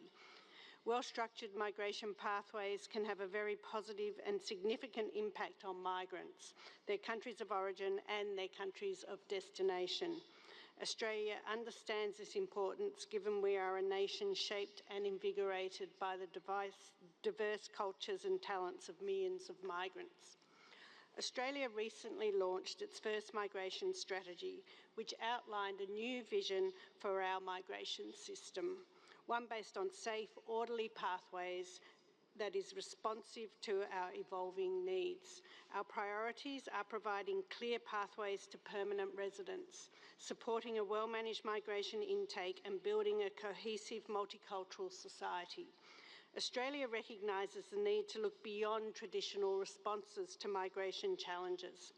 We are a strong global advocate for the expansion of complementary pathways, demonstrating our commitment to offering accessible routes for migrants, displaced persons and refugees to rebuild their lives and contribute to society. We welcome IOM's leadership to advance regular pathways with a dynamic approach to promote labour and human rights perspectives. We also welcome IOM's active partnership in this goal, including as an active member of the Global Task Force on Refugee Labour Mobility, for which Australia is the current chair.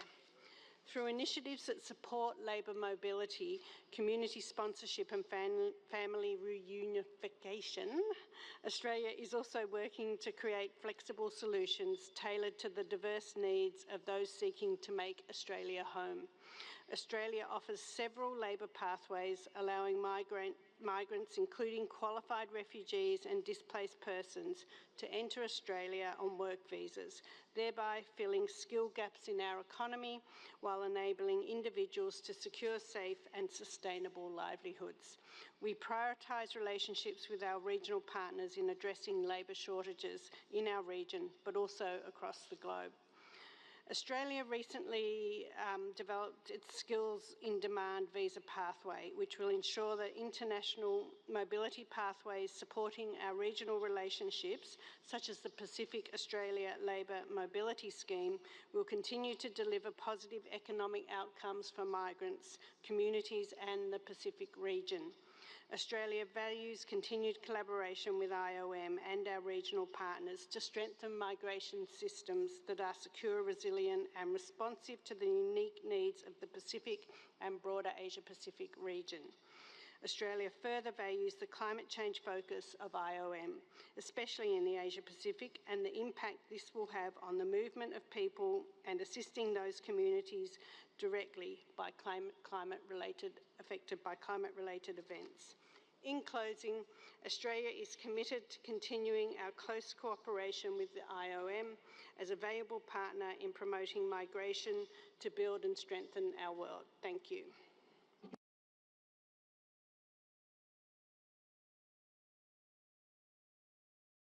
Thank you. Next speaker is His Excellency Mr. Tormod Andresen, PR of Norway. Excellency, you have the floor. Thank you very much, Mr. Chair. Chair, Director General, Excellencies, distinguished delegates.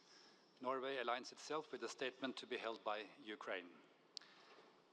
We are proud to be a committed partner to the IOM, an organization with increased reach, influence and importance to migrants all over the world. This year has been deeply challenging for human mobility and for the humanitarian sector more broadly. Armed conflicts on all continents have triggered a steep increase in humanitarian crisis and millions of displaced. And as underlined by my distinguished colleague from Pakistan just now in his national statement, climate change further exacerbates the situation. Norway remains committed to providing unearmarked support, to provide continuity, predictability and flexibility. We're also dedicated to the partnership we share in the humanitarian field. We are in this together. This year we have provided substantial humanitarian support for protracted displacement situations, such as in Afghanistan, Yemen and for the Rohingyas. We have taken note of IOM's record high budget for 2025. This reflects both the growing need for IOM's services, but also demonstrates that IOM continues to deliver as a key partner across the complicated field of human mobility. At the same time, we underline the importance of IOM adapting to its rapid growth by reinforcing robust management, oversight and transparency structures. This is particularly important as the organization operates in context with high operational and financial risk. While we appreciate this reality, we underline our zero tolerance to financial irregularities.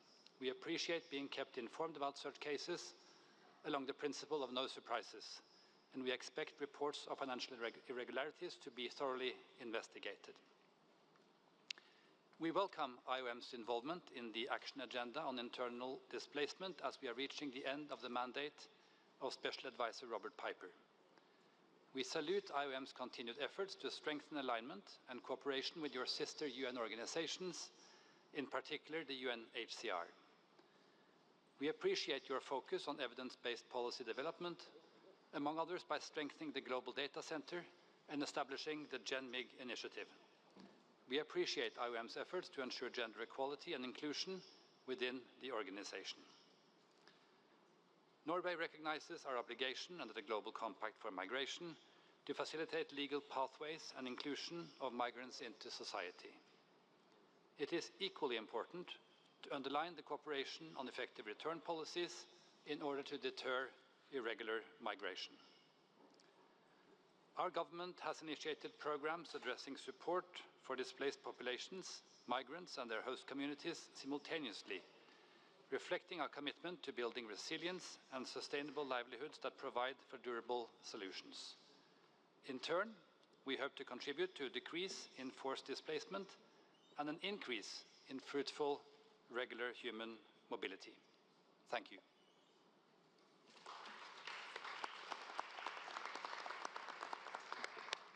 Thank you. Now I give the floor to His Excellency Mr. Tovar da Silva Nunes, PR of Brazil. Excellency, you have the floor. Thank you very much, Mr. Chair, Madam Director General, distinguished delegates. Chair, allow me to begin by congratulating you for your election as chair, as well as the other members of the Bureau. We look forward to your leadership as we commend the excellent work done by Ambassador Katarina Stach. We also want to extend a warm welcome to the new Deputy Director General for Management and Reform, Ms. Sunga Lee, and also congratulate Director General Amy Pope on the completion of the first year of her mandate. My government is proud to have consolidated a highly fruitful cooperation with IOM, both through the dialogue with the headquarters in Geneva and the collaboration with IOM's national office in Brasilia. Last October, during her visit to Brazil, the Deputy Director General for Operations, Ms. Ugochi Daniels, was able to testify to the concrete results of this partnership. IOM's collaboration has been instrumental in advancing Brazil's humanitarian response under the framework of what we call Operation Welcome, especially in the interiorization process. This innovative program enables the relocation of migrants and refugees internally, offering support for their integration and new economic opportunities to rebuild their lives. Moreover, IOM has been a valuable partner in our efforts to develop a unified national policy on migration, asylum, and statelessness, including through the provision of external consultants who have been assisting the working groups created to facilitate the design of this policy. We have counted on IOM's support for the development of the 4th National Plan against Human Trafficking and the first Action Plan against migrant smuggling, further reinforcing our national strategies. We also highly appreciate a newly approved project which allocates $300,000 to strengthen the capacities of the Department of Migration in our Ministry of Justice. The project focuses on improving communications with civil society and migrants, providing support for the development of new legislation and disseminating knowledge on topics such as regular pathways, labor migration, and the protection of human rights in border areas.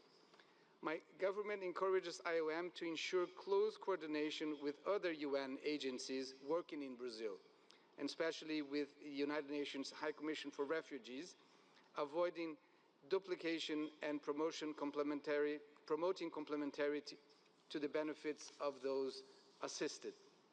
Chair, Brazil welcomes IOM's institutional reforms, which are enhancing accountability and transparency, key elements in strengthening the organization's capacity to deliver meaningful and effective results on the ground. We also fully support IOM's commitment to gender, diversity, and inclusion. The implementation of gender parity measures seem to be already yielding positive results, both in terms of results themselves, but also a more inclusive institutional environment. With regard to the budget, Brazil notes with satisfaction the increased allocation of funds for Latin America in the proposed 2025 budget.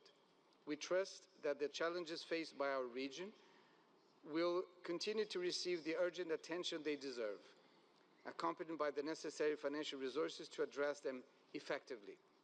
My government counts on IOM for the relaunch of its resettlement program and the continuous efforts aimed at integrating groups who have accessed our territory through humanitarian visas and other regular pathways.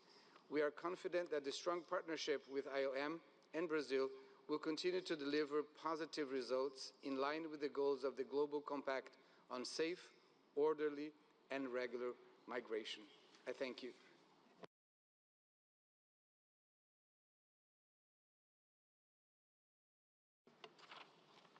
Thank you.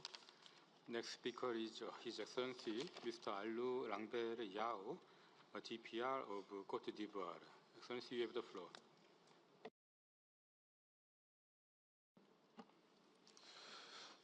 Monsieur le Président, la Côte d'Ivoire souscrit à la déclaration faite par la Sierra Leone au nom du groupe africain et voudrait vous adresser ces chaleureuses félicitations pour votre élection à la tête du Conseil.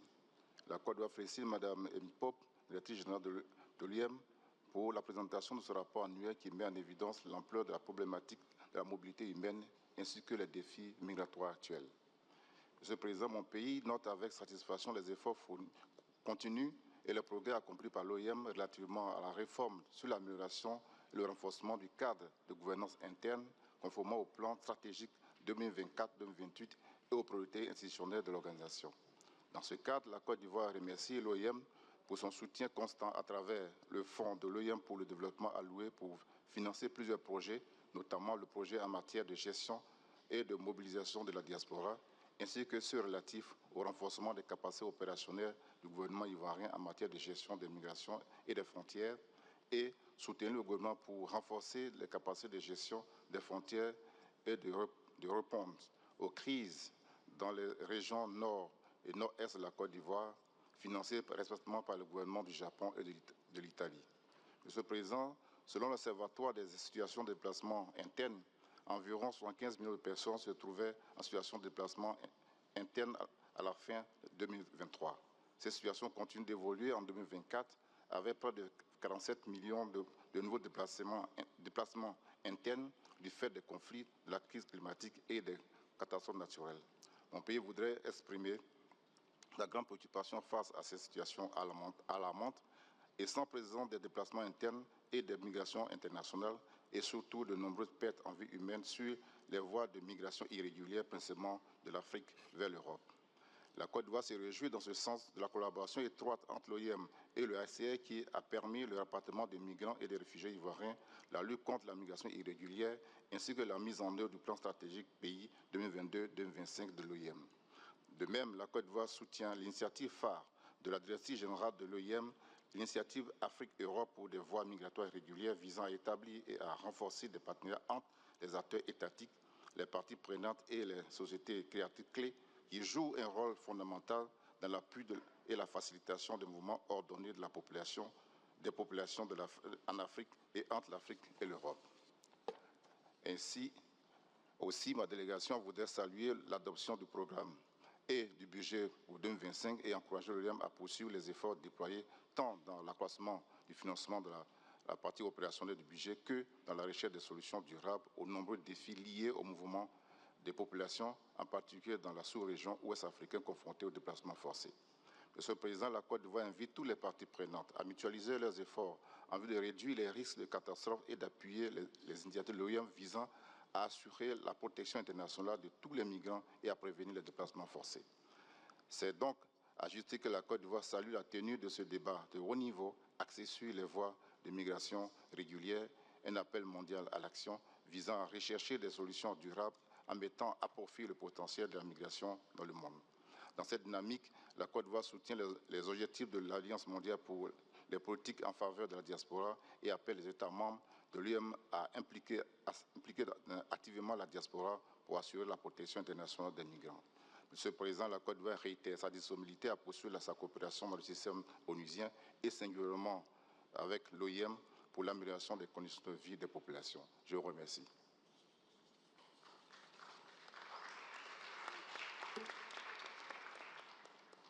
Thank you. Next speaker is Her Excellency Ms. Shiva Kroko, PR of the United States. Excellency, you have the floor.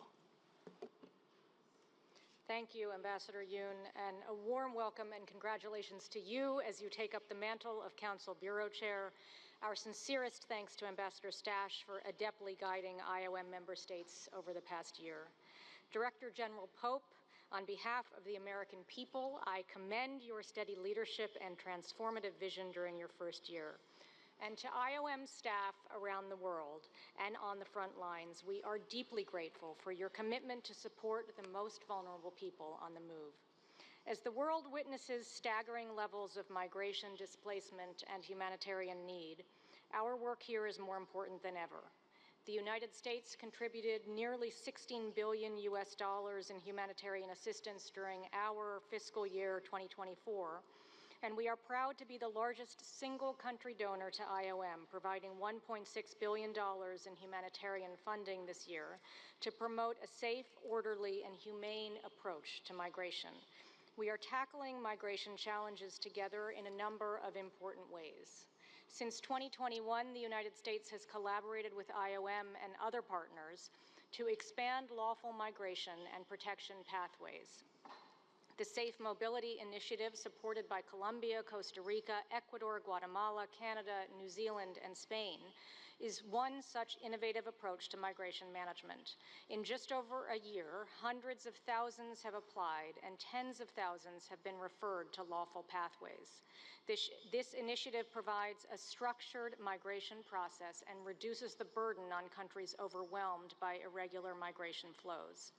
The United States is also supporting local efforts to strengthen immigration systems worldwide, ensuring migrants have access to safe and lawful routes to employment, facilitating access to services, providing fair and efficient access to international protection for those in need, and assisting with safe returns for those without legal basis to remain. Such initiatives bolster humane migration governance in a way that preserves and promotes the dignity of people on the move. And we rely on IOM's data work to understand the landscape of human mobility, including climate mobility impacts. The Global Data Institute and Global Migration Data Portal are critical resources to inform policy decisions, shape positive migration narratives, and support innovative migration programming.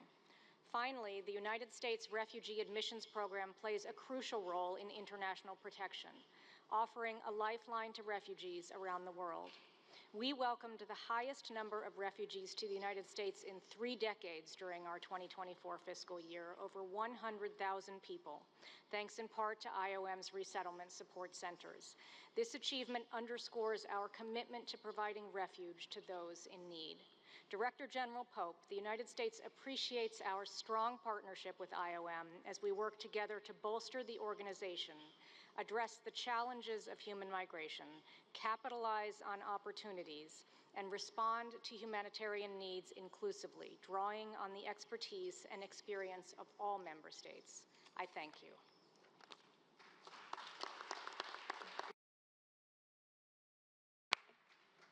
Thank you. Next speaker is Her Excellency Mrs.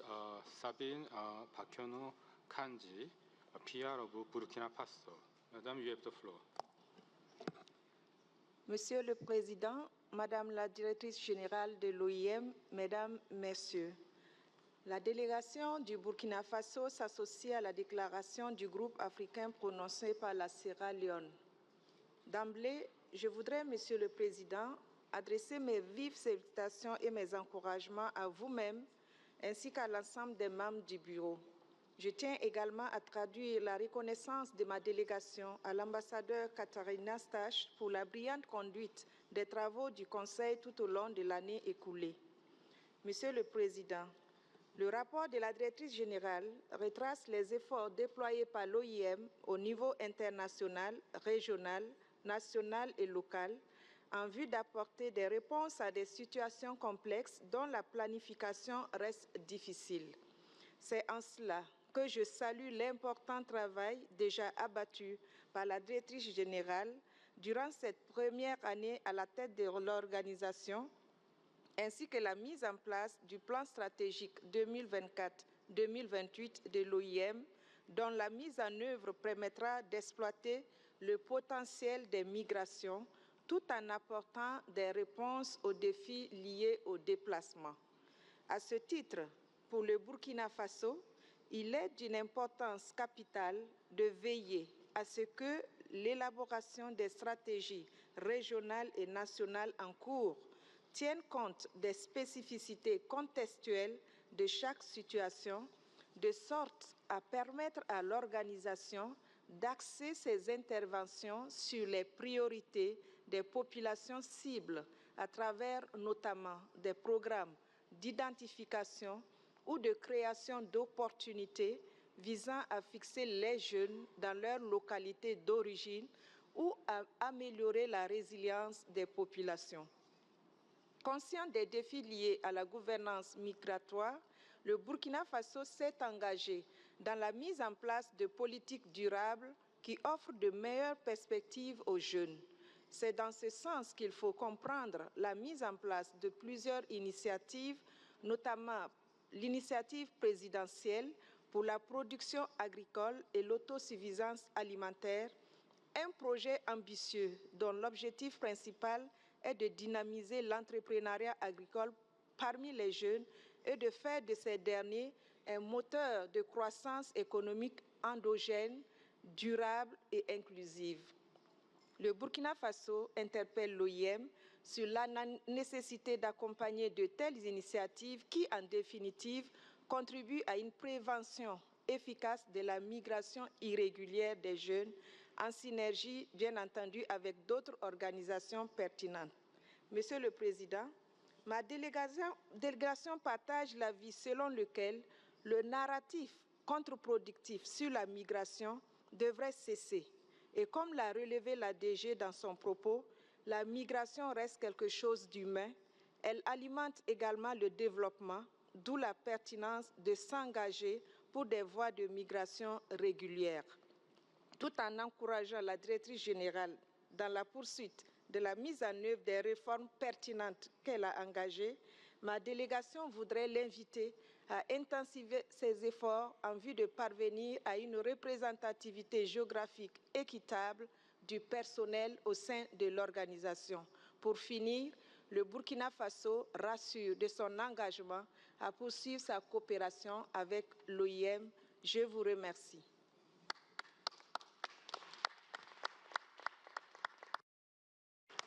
Thank you. Next speaker is His Excellency Mr. Lawali Alabo, PR of Niger. Excellency, you have the floor. Merci beaucoup, Monsieur le Président. Je voudrais d'abord vous féliciter, ainsi que les autres membres du Bureau, pour votre brillante élection à la présidence des travaux de la 50e session du Conseil de l'OIM et vous souhaiter plein succès dans l'accomplissement de vos missions. Ma délégation salue les efforts et le leadership remarquable de Mme Amy Pope, directrice générale de l'OIM, traduit notamment par la poursuite des réformes structurelles visant à mettre en œuvre le cadre de gouvernance interne, le mécanisme du réseau d'évaluation des performances des organisations multilatérales et d'autres évaluations externes, ainsi que l'élaboration et l'adoption du plan stratégique 2024-2028 qui positionne directement l'OIM sur l'agenda 2030 des Nations Unies, y compris d'ailleurs certains aspects de l'agenda 2063 de l'Afrique. Nous vous en sommes reconnaissants. Le Niger, du fait de sa triple situation de pays de départ, de transit et de destination, reste conscient de la nature complexe des facteurs de la migration, notamment la pauvreté, les conflits, l'insécurité alimentaire, les catastrophes naturelles liées au changement climatique, principaux moteurs de la mobilité humaine en Afrique, ainsi que de la nécessité de renforcer la protection des personnes en mouvement et leur vie. Notre région, le Sahel, qui connaît aujourd'hui une insécurité ambiante, est confrontée à des défis migratoires croissants et multiformes, traduits par la migration de main-d'œuvre, les flux de réfugiés et les déplacements internes. Cette situation qui fait corps avec les tendances migratoires mondiales actuelles crée un besoin croissant et urgent d'aide aux migrants et la nécessité de se focaliser sur la recherche des solutions durables axées sur la prise en compte effective des facteurs en cause et la promotion de migrations sûres, ordonnées et régulières afin de mieux relever les défis liés à ces déplacements, qu'ils soient volontaires ou forcés. En Afrique, le deuxième examen entrepris en 2024 par les États membres de l'OIM dans le cadre de la mise en œuvre du Pacte mondial pour les migrations a mis en évidence les tendances migratoires sur le continent et les efforts déployés par les États membres pour assurer une migration sûre, ordonnée et régulière, et surtout la nécessité pour l'OIM de continuer à prendre en compte l'impératif de la mise en œuvre du plan d'action du cadre de politique migratoire pour l'Afrique de 2018-2030, qui est aligné sur les objectifs de développement durable tout aussi et sur l'agenda 2063 de développement du continent. Ma délégation s'aligne sur cette approche. Elle se félicite également du lancement récent de l'Alliance mondiale pour les politiques de la diaspora en septembre 2024, appelant les États membres de l'OIM à impliquer activement la diaspora pour assurer la protection des migrants par l'utilisation de voies de migration sûres, ordonnées et régulières, tout en exploitant le potentiel énorme qu'elle représente pour le transfert de fonds, des connaissances, des compétences, des initiatives et autres ressources et expertises acquises à l'extérieur, indispensables au développement socio-économique de leur pays. Sous cet autre échiquier, l'OIM sera constamment appelé à accroître son assistance aux États membres et doit par conséquent pouvoir bénéficier d'une plus grande attention de la part de toutes les parties prenantes en termes de financement pour mieux répondre à ces nouveaux besoins. Pour finir, le Niger réitère son appréciation des actions menées par la Direction générale et l'ensemble du personnel de l'OIM pour apporter assistance à tous les migrants à travers le monde et réaffirme son engagement et sa disponibilité à continuer à travailler de concert avec l'organisation pour l'atteinte des différents objectifs liés aux migrations ordonnées et régulières, particulièrement dans notre région, en proie à une insécurité persistante, un des principaux facteurs de mobilité dans la zone. Je vous remercie.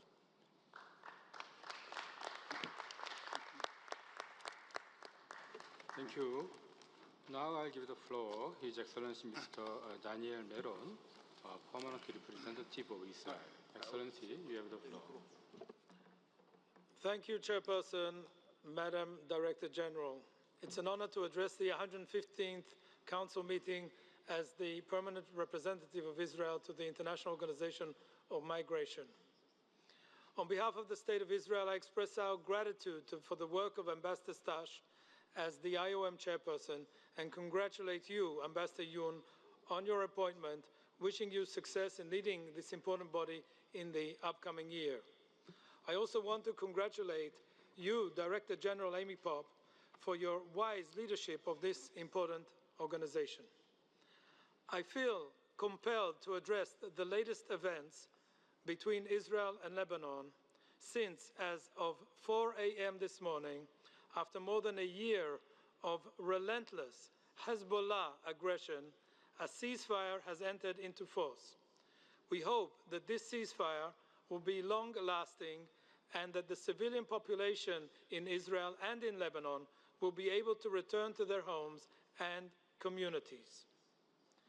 Chairperson, in recent years, Israel has undertaken several initiatives to support migrants and refugees. These include ensuring that migrant populations within our borders have access to essential services, as well as sharing our expertise and innovation with countries and communities affected by migration, including water management, agriculture, and healthcare solutions. One of the critical dimensions of global migration is gender equality. Women and girls make up half of all migrants worldwide, and their experiences, aspirations, and vulnerabilities must inform our collective response.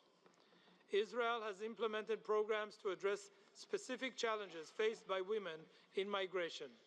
For example, Israeli NGOs and governmental agencies have partnered to provide vocational training, language courses, and legal support tailored to women migrants. In Tel Aviv, Israel has established dedicated support centers for asylum seekers and migrant workers with specialized services for women. These centers offer counseling, access to healthcare, and resources to combat gender-based violence. Israel is proud to be a member of the state of the IOM and recognizes the organization's pivotal role in shaping the global migration agenda.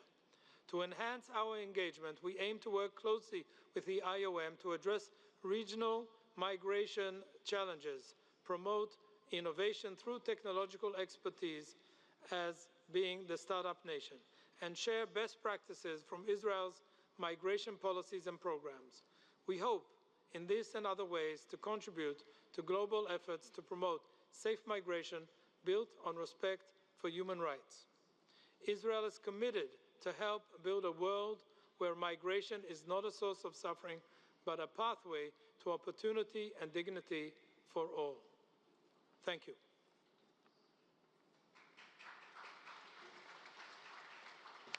Thank you. Now I would like to give the floor to DG to respond to the intervention made by floors. DG, you have the floor. Thank you very much. And first, I would like to recognize what I think is a new practice within our council of applauding after the interventions of our various member states. I think it's a lovely way of recognizing the commitment of each of you to our organization, which I am very, very grateful for. I'll start with Cyprus and Ambassador Neocleous Olympia. You've been a good friend and supporter to the work that we do here at IOM, and I want to appreciate the fact that you've accredited our new Chief of Mission. It's a recognition that we are expanding our work in Cyprus. It's a recognition of the challenges as well as the opportunities that exist there, particularly as you are a frontline state and as we see migration flows evolve, particularly from the crisis in Lebanon. We stand ready to support you as you implement your national plan under the EU Pact for Migration and Asylum, as well as develop your own national strategy to support comprehensive solutions to persisting and new challenges. And I want to recognize the work you've done specifically to support unaccompanied children who have come to your country. So thank you for your leadership there. Ambassador Daka, Ethiopia, if you're here, Ethiopia has been an important partner, and I want to thank you for the support I received on my recent trip to Addis Ababa, but also to recognize the ongoing engagement we've had with your government. We know that you're facing the adverse impacts of climate change firsthand. We've seen it. We recognize that you have engaged in tremendous efforts to address the movement of people resulting from climate change. I also want to recognize the work that you're doing to address the internally displaced people and to commit to you that we will continue the efforts that have been started with Robert Piper, with our partners at UNDP and UNHCR. And we want to stress the necessity of engaging in durable solutions for these communities that have been displaced. So we'll work closely with you. And we commit to supporting the repatriation of Ethiopians stranded wherever they may be stranded, whether it's in Lebanon or elsewhere in the world, underscoring, by the way, for the rest of our member states, the importance of resources for that effort for our organization. Estonia, congratulations on the 20th year anniversary with IOM. I want to acknowledge the work that we do with you. It is a small but mighty mission, one that has grown quite a lot in the last couple of years, particularly in response to the war in Ukraine. And I want to reaffirm our commitment to partner with you and to partner with the private sector, recognizing that we can find mutually beneficial ways to respond to migration, to leverage migration, and also to address the root causes of irregular migration. Kazakhstan, you've been a good partner and friend, and we recognize your continued support and engagement, particularly on the Global Compact for Migration, and your substantive engagement in the Almaty process to ensure safe, regular, and orderly migration in your region. We stand ready to keep working with you. I look forward to visiting in next May, late or early June, and to make sure that we're using migration as a positive force for good within the region, within your country, particularly using data analysis across the region to ensure evidence-based migration policies and approaches. So thank you. To the government of Pakistan, this is a long-standing cooperation we have with your government to support people who are on the move. And we want to commend your active participation in the Colombo process in particular, and the work you've done to promote regular migration for sustainable development. We also want to acknowledge the work that you've done to host migrants and refugees from the region, and we look forward to, in particular, strengthening our partnership with you to address the nexus of climate change on displacement and to support your national adaptation plan. Mexico, It's wonderful to see you here. It's wonderful to have this continued partnership. I want to once again acknowledge how special it was to witness the inauguration of the first woman president of Mexico, and thank you for your invitation. I also want to thank you for the work you're doing in the Western Hemisphere. You are a country of origin, transit, and destination, and the government of Mexico has stepped up to create constructive, positive solutions, linking together the various communities in ways that others have not been able to do as successfully. So thank you for that. I want to also acknowledge that you have brought this whole of government approach, which we expect will continue, including by engaging other members of the UN family to get there. We're committed to that approach. We stand ready to partner and will continue to work closely with you, especially and including as we engage the private sector as a partner in providing better outcomes for people on the move. On behalf of the OIC, this is to Pakistan, but the OIC as a whole, I just want to appreciate the continued support and the strong partnership from the members of the OIC group and underscore that we stand committed to providing humanitarian support in emergencies, whether it's in Sudan, whether it's in Gaza, whether it's in Lebanon or elsewhere around the world.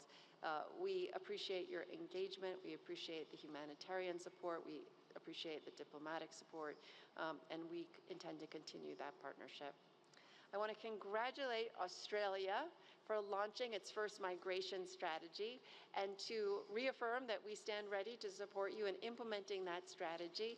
We also appreciate your leadership on identifying complementary pathways for people with protection needs and the work that you're doing to design the future refugee labor mobility program, which is work we're doing with our partners at UNHCR.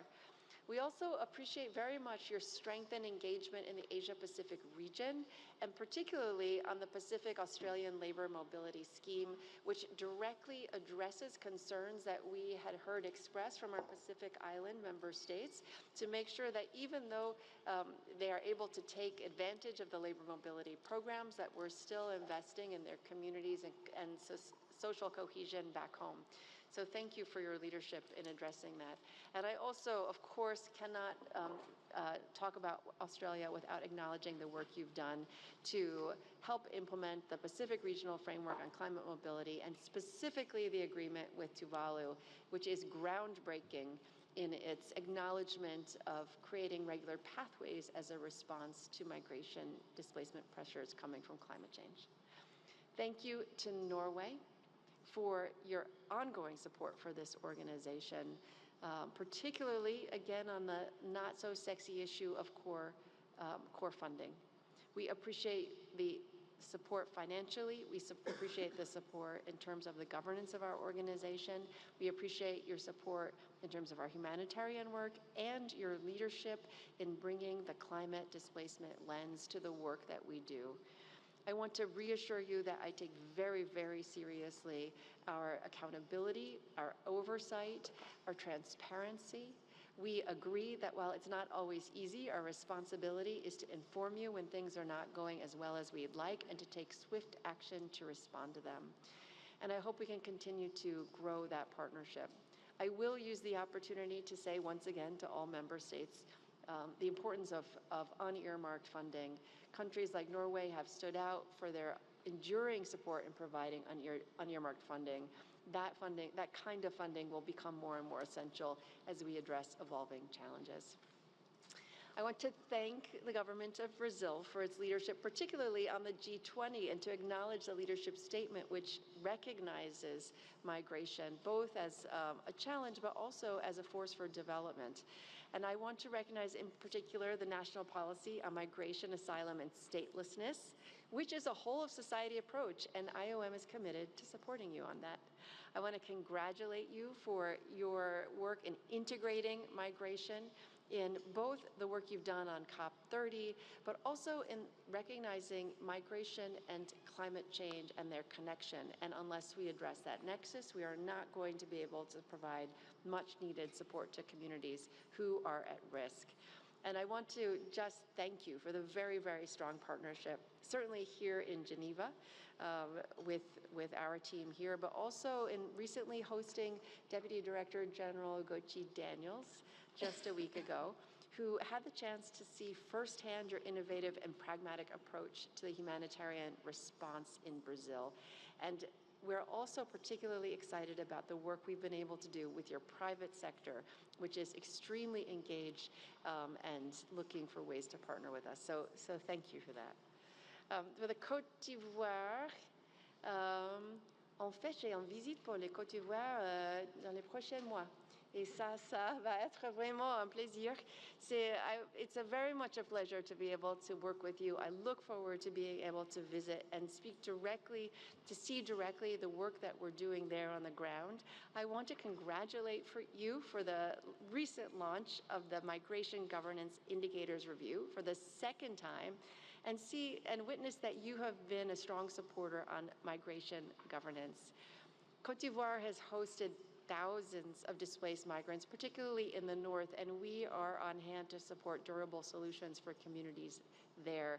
And we will continue to work closely with you to support regular pathways through bilateral labor agreements and ethical recruitment.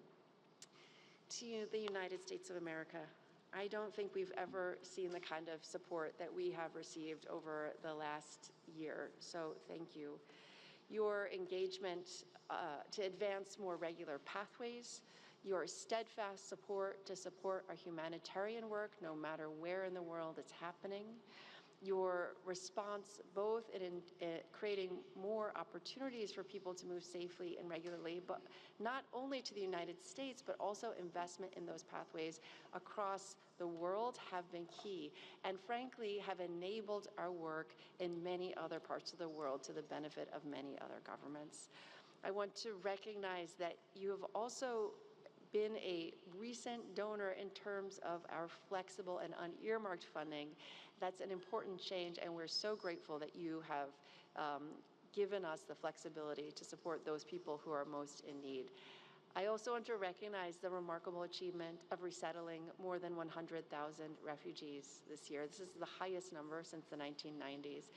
We move those people, we see directly how resettlement creates better outcomes. We also have the wonderful opportunity to speak to many of them years later and have seen firsthand how that transformative action has lasting impact, creating opportunities, creating investments in communities around the world. So the work we're doing on refugee resettlement goes well beyond the movement of that one person or one family. I also want to thank your support for the work we're doing on global data, that both the GDI, but also in the Migration Data Portal, and your willingness to fund some of the innovative efforts to provide solutions for communities who've been displaced by climate. You have been an important partner, and we're grateful. To the government of Burkina Faso, it's very much a pleasure to see you here, to have you to have your leadership in responding to the impact of climate change and the work we're doing to improve border governance.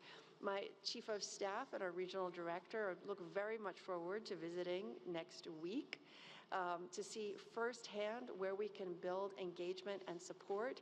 And we want to make sure that we are well aligned in terms of your national strategy, including on boosting livelihood opportunities for migrants, their communities, and your nationals. To my colleague, dear Ambassador Labo, first I want to express condolences to the people of Niger following the unprecedented floods that occurred in 2024. And I want to commend your assistance to migrants in vulnerable situations in the north. I want to reiterate our continued support for stronger migration management by updating various legal, institutional, policy frameworks, and to reassure you that we stand ready to work with you. Again, my Chief of Staff and our Regional Director will be there next week so that we can be sure that we're well aligned. And personnellement, je tiens à vous remercier pour votre amitié, vos conseils et votre soutien à moi et à cette organisation depuis mon premier jour ici à Genève. C'était vraiment un plaisir d'engager directement avec vous. And finally, to Israel, we appreciate very much your ongoing commitment to gender-responsive migration governance. We appreciate your commitment to IOM's efforts to address inequalities including by empowering women, but including the attention you have paid to empowering persons with disabilities to make sure that the work we do serves all people. We also appreciate your support for technical expertise on issues like water management, agriculture, and healthcare, especially for women and girls. And we look forward to our continued engagement, including to provide much-needed humanitarian support to the people of Gaza. Thank you for your engagement. And to all of you here, I think we're just about ready for lunch. So I want to say thank you for sitting patiently through 4 hours of statements, and for, most importantly, your support for IOM. And if you would bear with me for one quick second, at the back of the room are our new desk officers. And the reason that I am able to competently give you all feedback on your statements is very much a result of the work they're doing in the back of the room to make sure I do not forget anything. So, ladies and gentlemen, in the back of the room, please stand up and let us salute you for your work to be the link between our member states and this organization. Thank you.